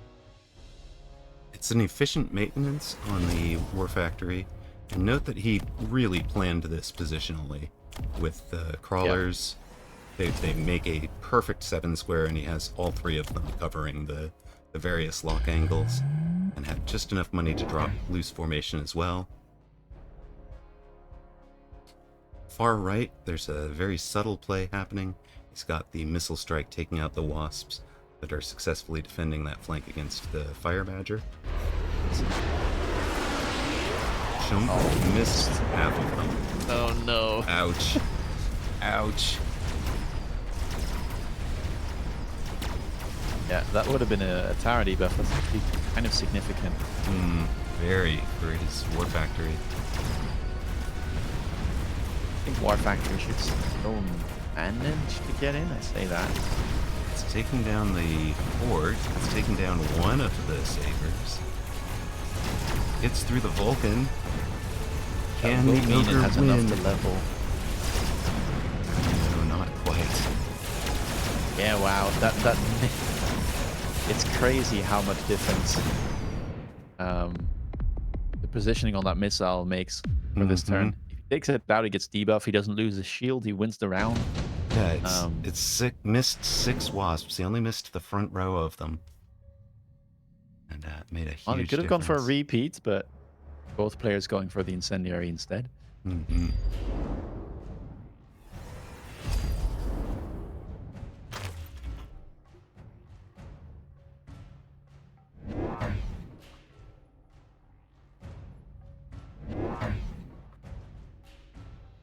Flower Fairy here going for every single giant. Gotta catch them all, right? Yeah, and he's not very far off. Only needs the boat to complete it all. And a worm. Boat out of the fortress. Oh, and the worm, yeah. How did I It's harder forget to about complete that? the collection now. Yeah. You see that level 2 War Factory coming out now. It'll be level 2 Dillo, instead of opting for 2 level 1s, right? And that's with efficient maintenance, he's only paying 50 on it. It's not. Now he's getting some real value out of it compared to the maintenance upkeep cost that you might have had for additional War Factories. yeah, and when you're playing Battle Factory, generally speaking, levels are more important than additional factories. At least if you're going from level 1 to level 2, that level up is the most significant one.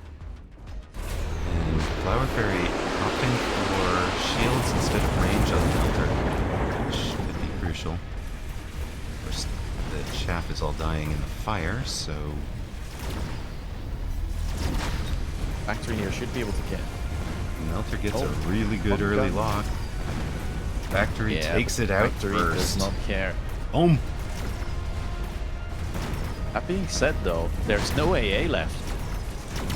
Yep, this is a round for Flower Factory on AA.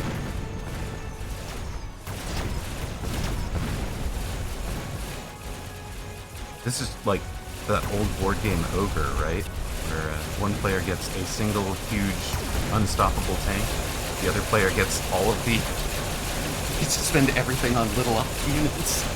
Good luck stopping it.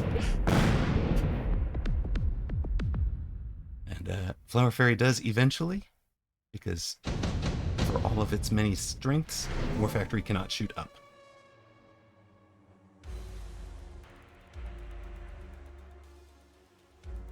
And here, I'm not exactly sure what the best play is. I'm not too proficient in playstyle. I haven't seen it all that much.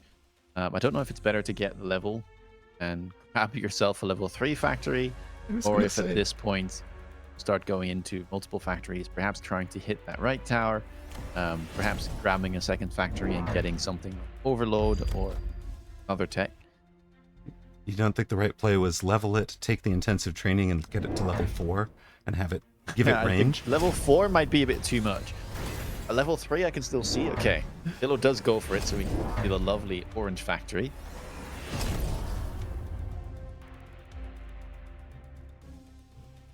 Which now 2 taps a melter.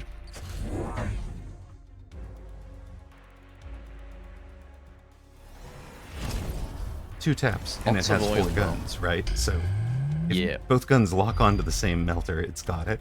Otherwise, it takes it, 1.8 seconds for the second shot to take out the melter. yeah, and either way, level 1 melter does not like fighting level 3 factory. Got 500,000 hit points. It takes such a long time to kill this thing.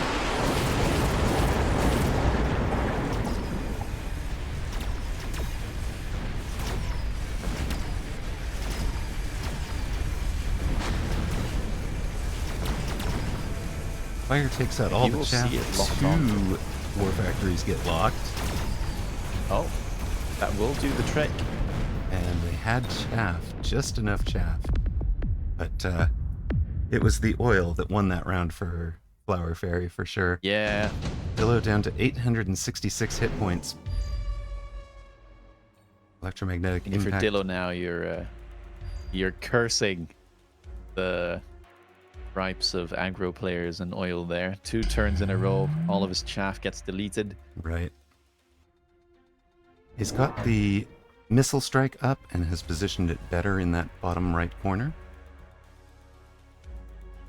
Takes a shield to ensure that if you get a EMP drop there, right, it'll eat the shield instead of affecting the unit.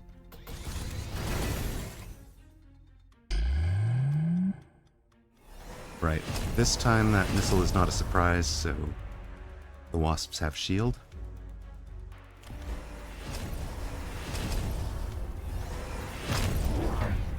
And we'll have to see if Dillo... Okay, he does put the shield down, luckily. Otherwise, that would have been a lot of value. Flower Fairy.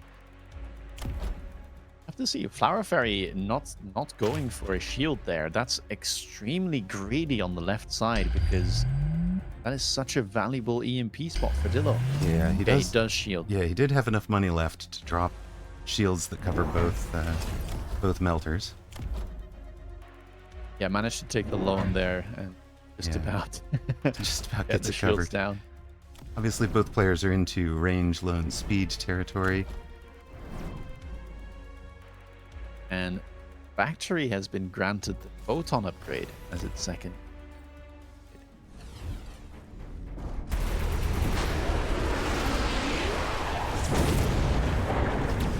Dillo could make this the tankiest factory known to mankind, because he actually does have armor enhancement as well available.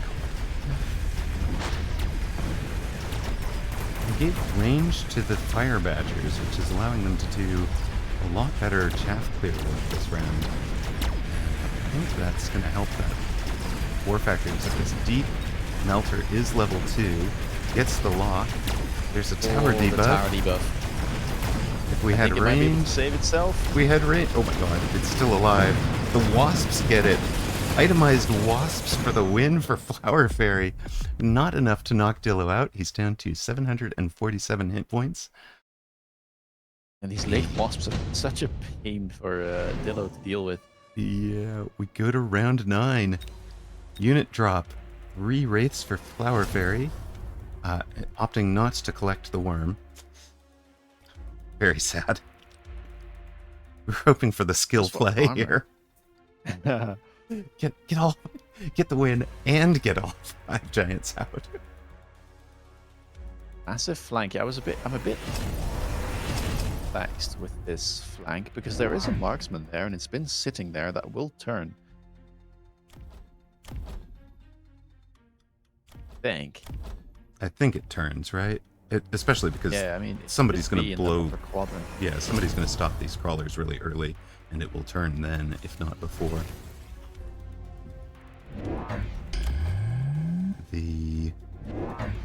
Alright, we get a new war factory on the other side. The war factories finally have range. Of course, the problem is these are armored wraiths. So that's going to make it tough for the Mustangs. Yeah, the melter placement on the right is just really good. Still, unless it gets a quick lock, the Mustangs will get out in front of the war factory eventually. Actually, they'll get stuck on the. Okay, wraith. Doesn't get an insta lock. Yeah, marksman does turn. That wraith on the flank won't get a debuff. The war factory got an insta lock on that well-positioned melter. Air units, though, still a bit of a problem. Yeah, the air units are winning this for Flower Fairy. Right side. Really nice debuff. Right side war factory gets the debuff at the right timings. Actually puts a whole lot of work in, even takes out the last melter. And there are a couple of Mustangs, a couple of marksmen left. Will it be enough? It will be, just about.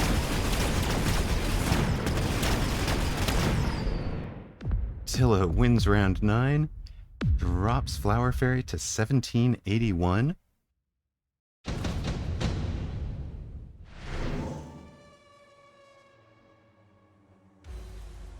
And another sticky oil bomb.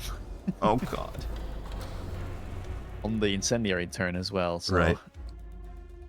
You drop one and hold the other, unless you're just going for knockout. I guess you go for the knockout.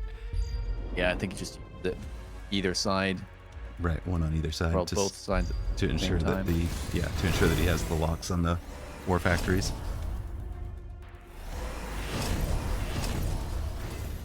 Orbital pickup instead for Dillo. Also does have the incendiary backup cooldown himself.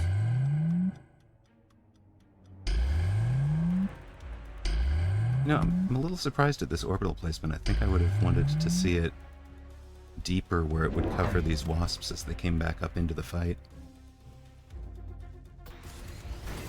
I mean, I know they have shield, but just hitting them as they came in. I think the idea is maybe try and kill some of the chaff as he gets rid of those shields.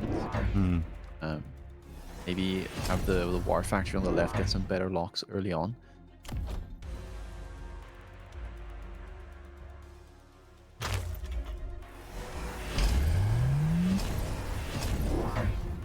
Shielded fangs now as well.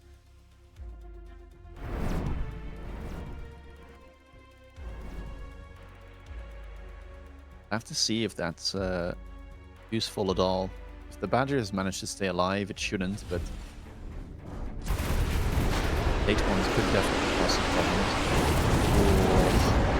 War factory not quite able to take down the shield in time, but the flyer doesn't land. And the shield bangs ensured that it didn't get the insta-lock on that melter, so it's going down right. So this whole round is going to be vastly different from the last one. 500 Melt for on the shield left bangs, also managing a lock. That is GG's. You are the Flower Fairy of Penglai. Gets a huge win. 2 of the top 10 players in the world here. World number 1 beats world number 10 to advance to round 6. And he might be getting close to 2,500 MMR now. That's a big win. That was one of the few players that will actually give him more than a 10. Yeah. Which, when you're sitting at 2467, is significant. It matters for sure. This was an amazing game. I'm really glad we got to see it. What did you take away from it? Anything that we saw that surprised you, or? I mean, the thing that really, really like created problems for Dillo was those wasps. They were winning so many crucial turns for Flower Fairy, and that might have been the couple rounds that Dillo needed to win to be able to perhaps close out the game. Because they got the win on that crucial War Factory turn where the wasps were the only thing left alive, and that potentially could have been like 1,000 damage. It Right. went the other way. The missile, that was a big turn as well. Like Yeah. that was at least 1,000 damage. If it hit correctly, he would have gotten the debuff. The War Factory would have survived, and yeah, I think those two things were the most crucial. Right. Wasp's not going for the tower the round that he had played them. Uh, Flower Fairy correctly reading the Wasp jump drive and having Fangs and Missile to help slow it down on the following round, and then the round that we dropped the missile on the Wasps in the corner and just missed the front row. Just Yep. Those three things, obviously, like that is the turn, completely turns this game around, and would certainly have added up to 1,780. Just amazing showing from both players, and shows you just how narrow the margins are at this level. Yeah, devil's in the details. Mm-hmm. Dillo says, down to 2288. I'm washed now. Hey, come on now. Leave something for the rest of us. Hit his all-time peak. He's done. Oh my. Amazing match, you two. Elsewhere, Druski won the spoiler match against Bearlike, knocked Bearlike from contention. So that has dropped us from a 5-round tournament, or from a 7-round tournament to a 6-round tournament, and guaranteed that our winner will be one of Galaxy's End or Flower Fairy. Flower Fairy. Welcome to the final of Weekend Tournament Asia number 71. Two of the best standard players in the game. Galaxy's End, multiple-time tournament winner, is going to be Nearside Blue. Farside, world number 1. You are the Flower Fairy of Penglai. And right away, sure if there's any packs here that Flower Fairy would like. Maybe he goes for the cost control again. I could see him picking that. Galaxy Song Zen, though, gets packs that are perhaps a bit better. Stormcaller Crawler start. We'll expect this to be a standard mirror. Of course, both players showing great proficiency in that particular style. And Flower Fairy here going for Steel Ball Fang start with the quick supply. Knowing the play style, I'm wondering if he's going to sell out or if he's actually going to opt to those steel balls. Nope. Steel balls are gone immediately, and we get double Stormcaller around 1. He might have done the math in his head, and that's why he picked this pack as the preferred one. The other side, we see kind of an interesting positioning, though. Haven't really this too much yet with the lines of units. Stormcaller with an Arclight behind, with vertical crawlers behind that. See how that goes. This could prove detrimental. I mean, Galaxy Song Zen perhaps not expecting these Stormcallers to be there, and oh my days, that hurts on the left side. Stormcaller pack gets insta-locked almost, and Arclight also losing some of its hit points. That is painful. This is clearly his, I am expecting a Steel Ball aggro formation, right? And it's interesting because I've never seen it from him before. I see him bring it out in the finals. And then, of course, the Flower Fairy pivoted out of the Steel Balls before the round even started. And should have had a significant advantage, but Galaxy wins the round anyways. Flower Fairy down to 4284. Galaxy still at 4,400. Standard v standard, this has got to be laser sights, right? Yeah. Kind of has to be. I mean, there's something to be said, perhaps, for a Wasp Swarm trying to play the tempo game, but I think both players here should be relatively confident in their standard gameplay and take late stages.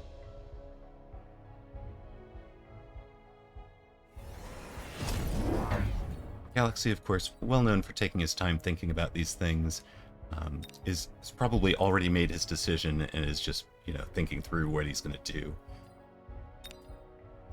Right, takes the laser sights, but he was thinking through. He's not skipping off of that screen until he's decided his whole round, trying to ensure that he has coverage for the Wasp call-in. And instead of calling them in through an active, he calls them in himself, buys the Wasps, and gives them the laser sight there.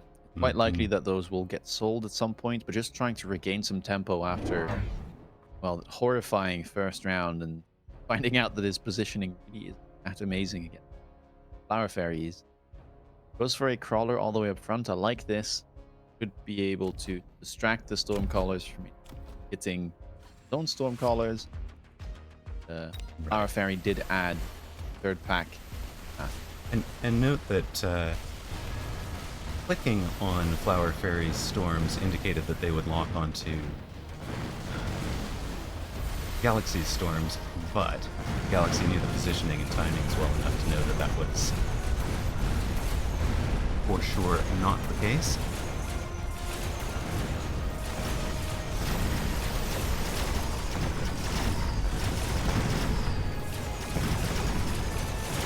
Wasps are doing a great job. Could be able to cover the second round. They are a tremendous tempo play. Really nicely done there.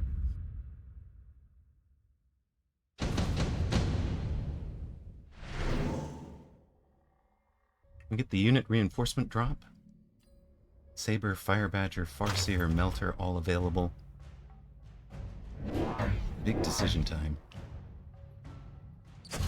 Well, Flower Fairy knows what he wants and takes the pack that is worth the most, immediately sells the Fire Badgers and grabs himself double Vulcans on turn 3. This does not look like a turn 3 board, let me tell you. Triple Stormcaller, enough chaff, 2 Vulcans, 1 with laser sight. That seems very scary. It is a scary board, and you can see why Flower Fairy is world number 1, to be able to accelerate to that so quickly.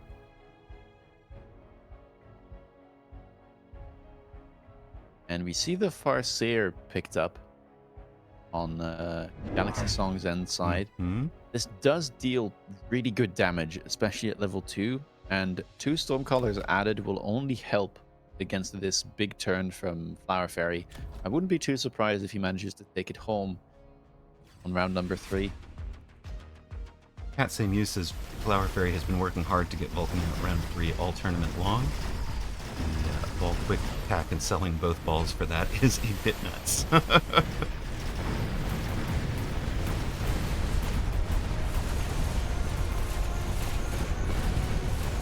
Someone asking, are any of these players the same player we saw last round? If they have the same picture, yes. Last round we saw the top player, Flower Fairy. And just to be clear, we have seen both of these players through the tournament. Galaxy's End is the player with a 4-character long name. And, Flower Fairy is the character with 6 characters long.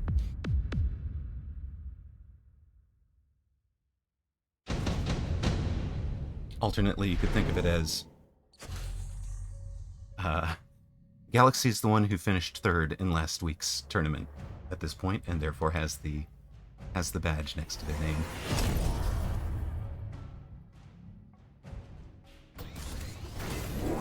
Heavy armor here picked up in Flower Fairy. Right, it's the giant item. I will put it on my giant. Yep. Picks up his 4th Stormcaller himself. Wouldn't be too surprised if we see fire coming out from either player here. Most likely coming out from Galaxy, considering the opponent's board. Flower Fairy already has Vulcans himself.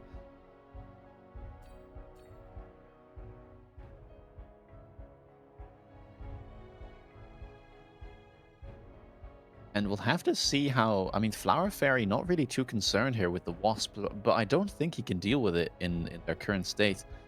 These level 2 Wasps are stronger than 2 packs of Fangs, most likely.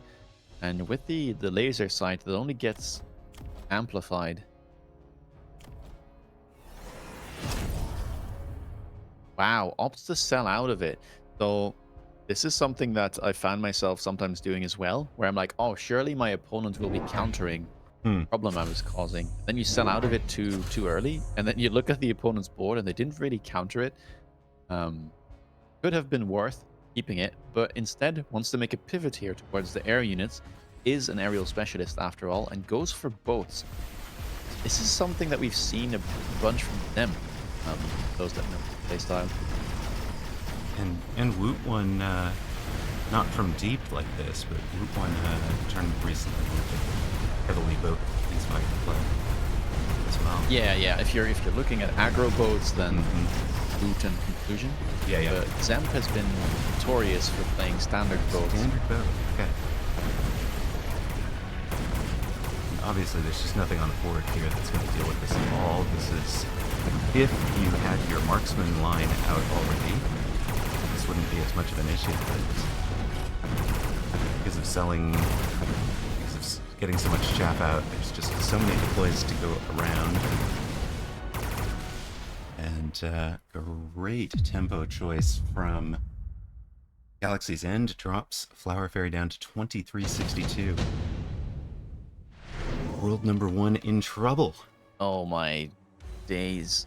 World number 1 That's failed out hurt. by Phoenix. Or Marksman. Not Your just the choice. Phoenix, there were Marksman offered as well.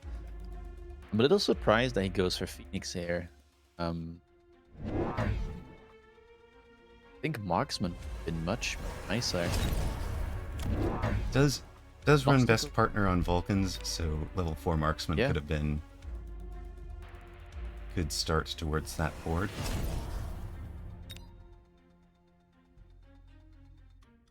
Yeah, Sacco points out that he doesn't run AA Marksman. True. So that would be the deciding factor there. Right. Galaxy does take the Marksman.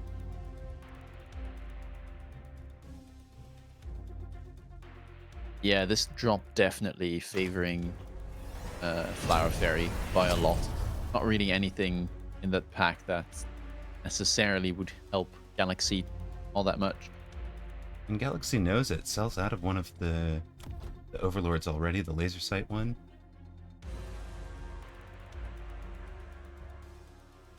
And the issue now is that Phoenix Vulcan is just a nice balanced composition.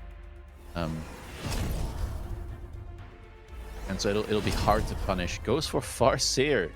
I love it. Let's go. Ranged EMP, 4 Farseers, and one of them surely can get the... No, he's going to save the...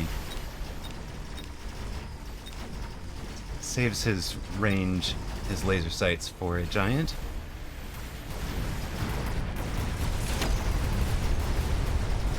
But we're going to stay back here and pound you with missiles, and our missiles are going to turn off whatever techs you have.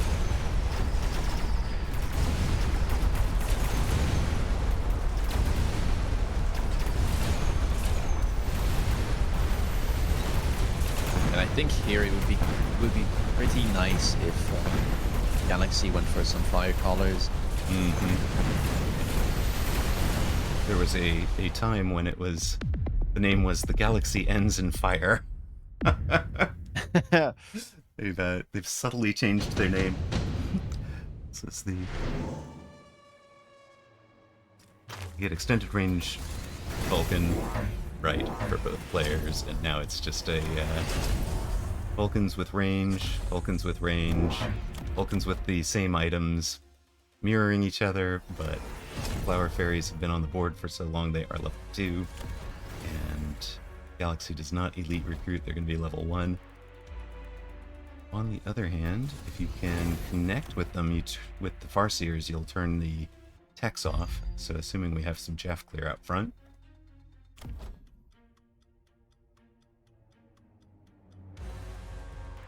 Yeah, and so surprisingly here, Galaxy deciding to go for the Vulcans instead of the Fire Callers.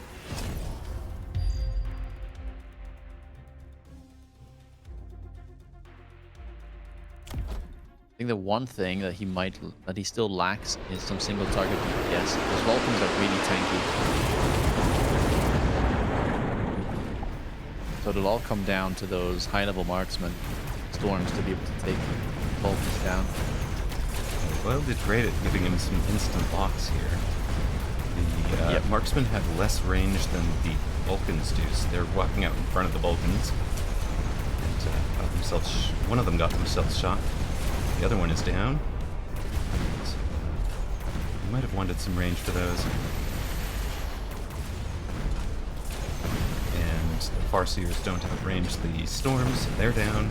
And that's all the anti-air left. Did I say world number 1 in trouble? Galaxy's End in trouble at 1788. Enhancement module here, I don't think is to pick up. Not too much to do with it. Yeah, Mustang production line looks more solid. Right, we're going to spam out giants, and should both be in the Mustang, I would think.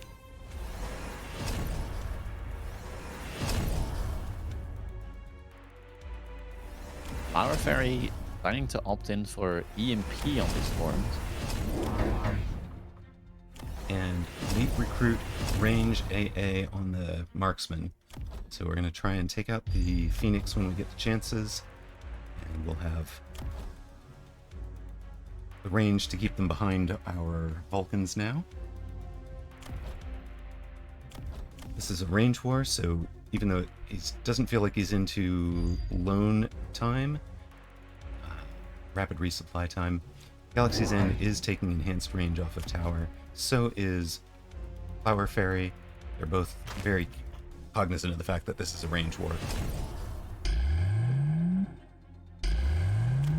Late loan for shields to play around the oil possibility. Yep, heads up play. It's going to block a big chunk of oil here.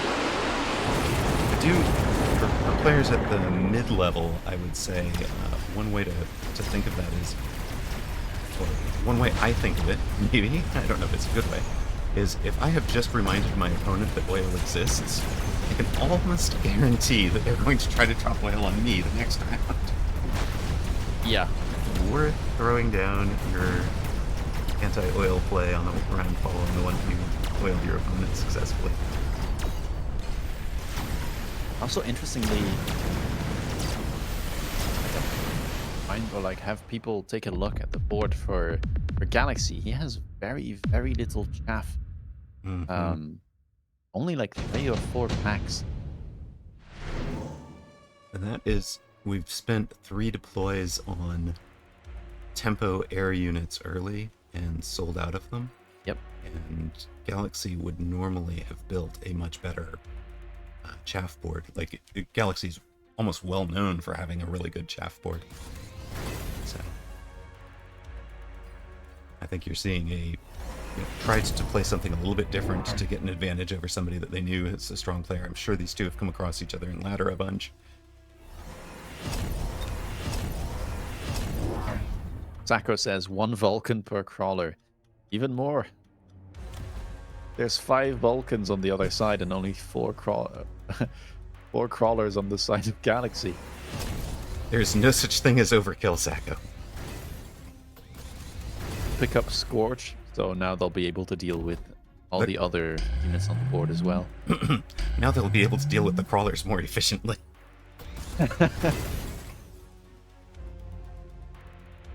I mean, he got offered all of the good giant items, so why would you stop building giants? That's not fair. He's got 1 giant that doesn't have an item. Hey, yeah. He's getting ahead of himself there. Just being prepared. Flower Fairy goes, I mean, there's only 1. Triple wasps here at the end of the round.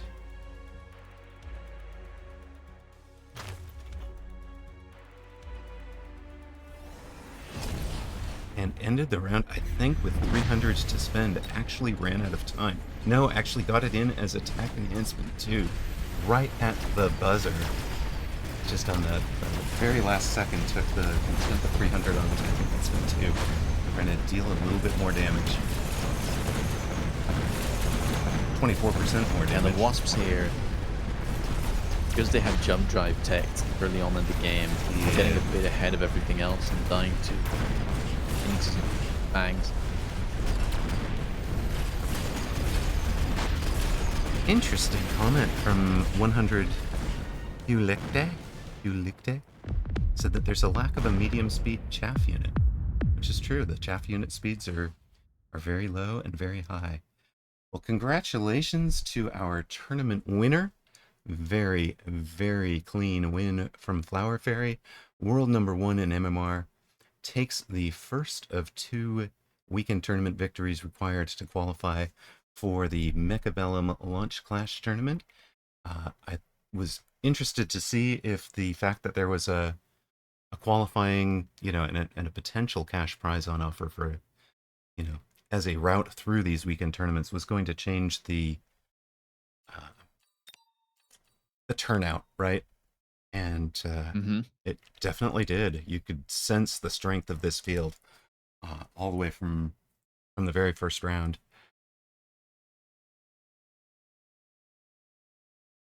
And 2479, that was before the end of this game. So Flower Fairy indeed making a run for that 2.5k MMR. That's amazing. That's just hashtag goals, right? Yeah, I think I'll let him have it. Yeah. Some goals are just, we'll leave it to others. Look, I've made it to the point where I can qualify for my own qualifying tournament. I'm happy. I've got to set your own goals. Exactly. It would be very embarrassing to be ineligible for the tournament I was casting. So, big congratulations. Bear Lake beats happening to presumably come in the top 3 there. And yeah, that is exactly what you get. Congratulations to you are the Flower Fairy of Penglai, who is our tournament champion at 6-0. Came through Shade, Jota, Measim, Dillo, and Galaxy's End. Tremendous set of wins. Bear-like runner-up, Druski 3rd. Congratulations, Pastor Druski. That is a great showing. Galaxy comes 4th. Measim, playing under the name Physial 5th. Shiroha 6th. I don't remember. I did translate this name a moment ago. Horsetail is 7th, Dorgon 8th, Shackles 9th, Mr. Rossi 10th. Congratulations to all of you. Really well played. Pastor Druski shows up, says, hello all. Any idea why I got 3rd and Bear Lake got 2nd when I beat Bear Lake? That is actually the tiebreaker. First goes by points, which is essentially how many wins you had. Second is minor points, which is the sum total of the points of your opponents. And third is actually by the combat power coming in. So your round 1 seed becomes the third place tiebreaker. But I do wish head-to-head was taken into consideration. We will show, of course, as is tradition, 11 through 20 and 21 through 30 for those of you getting your name in lights. And that is a whole lot of folk. I mean, there are strong players all the way down, up and down that line. Very, very nicely. We'll spare the blushes of those of you that came in a little bit lower. Really, really enjoyed casting with you. I really appreciate the opportunity to do this. It's a lot of fun, and I love hearing your insight into both the game and the players. It's really tremendous. So thank you. Really yeah, likewise. I think in that final game, I mean, obviously, and again, like, Flower Fairy just bides his time very well, and the free unit drop was really good for him compared to how bad it was for Galaxy. But that might have also been something that he was playing around, knowing what the options would be when they showed up, and knowing that both Marksman and Phoenix were likely to pump up there, and he could pick them up and then play that Vulcan plus Marksman or Phoenix comp. And from there on out, he was just too far ahead, really, for Galaxy to make a comeback, because the viable strategies at that level are just going to be something like Stormcaller Vulcan plus a long-range single-target DPS unit. And when one of the players is already ahead, gets those levels, it's really tough to come back. So yeah, Galaxy needed to make something happen. Tried. I think it was a cool idea to try and go for the Farseers there. Tried to do something different, but in the end, Flower Fairy just a little bit too strong. And it's important to notice that those Farseers never leveled, right? So they never really got to scale into that board. And I do wonder a little bit if if the laser sight on one of them to keep it behind everything else, even behind the Stormcallers, might have made a difference. Obviously. Yeah, maybe. That would be costing you the piece on one of your Vulcans. So it's not necessarily the best of plays, but. And I think as well is Galaxy went for some proactive plays early on, which tend to be efficiency-wise worse than what Flower Fairy was doing, right? Building his board that he wants to keep into the late game from the very start, whereas Galaxy goes for some early plays that try and gain some tempo and get some early round wins, get some damage onto his opponent, but you lose deployments. And as you rightly said, that might have impacted the amount of chaff that we saw on the board by the final round, which was only those 4 crawlers that were added on round 1 and 2. And yeah, it comes back to bite him. When you go for those type of plays, you need to be able to make them work and then close out the game before the opponent stabilizes. And, well, with good planning and a bit of good luck from the free unit drops there, Flower Fairy was able to stabilize really early on. And, yeah, that was all she wrote. Yeah, I think you're absolutely spot on, and you called it out during the match that lack of chaff was a huge problem in the late game for Galaxy. I mean, you might think, oh, hey, the board is on fire. It doesn't always matter. There's these Vulcans that are clearing everything. Those late arriving Fangs, and Galaxy really does play them frequently. I've seen him play Fangs all the way adjacent to his back line, as well as the Fangs behind a tower, the Fangs out wide in the flank screening positions. It just really did not have didn't have those because he had invested the time in those early rounds. Early round tempo plays. It invested the deploys in them.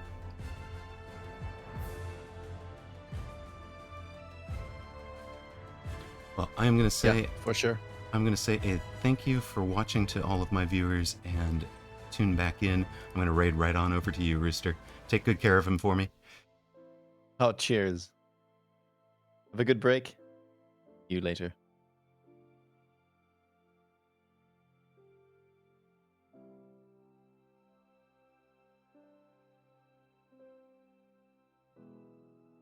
And of course, do want to say the usual thank you to all of our sponsors. Yes Win Big, Salt Monkey is Zach, Mr. John Thursday, Blue Feral, Ocelotus Gaming, Justnash XYZ, XFireX, who you guys know as Mike Tyson, and Toast94. Really appreciate all the support from you folks. You've been wonderful. And of course, thanks to the mods. None of them up this morning. Well, Zalix was. Zalix said hi.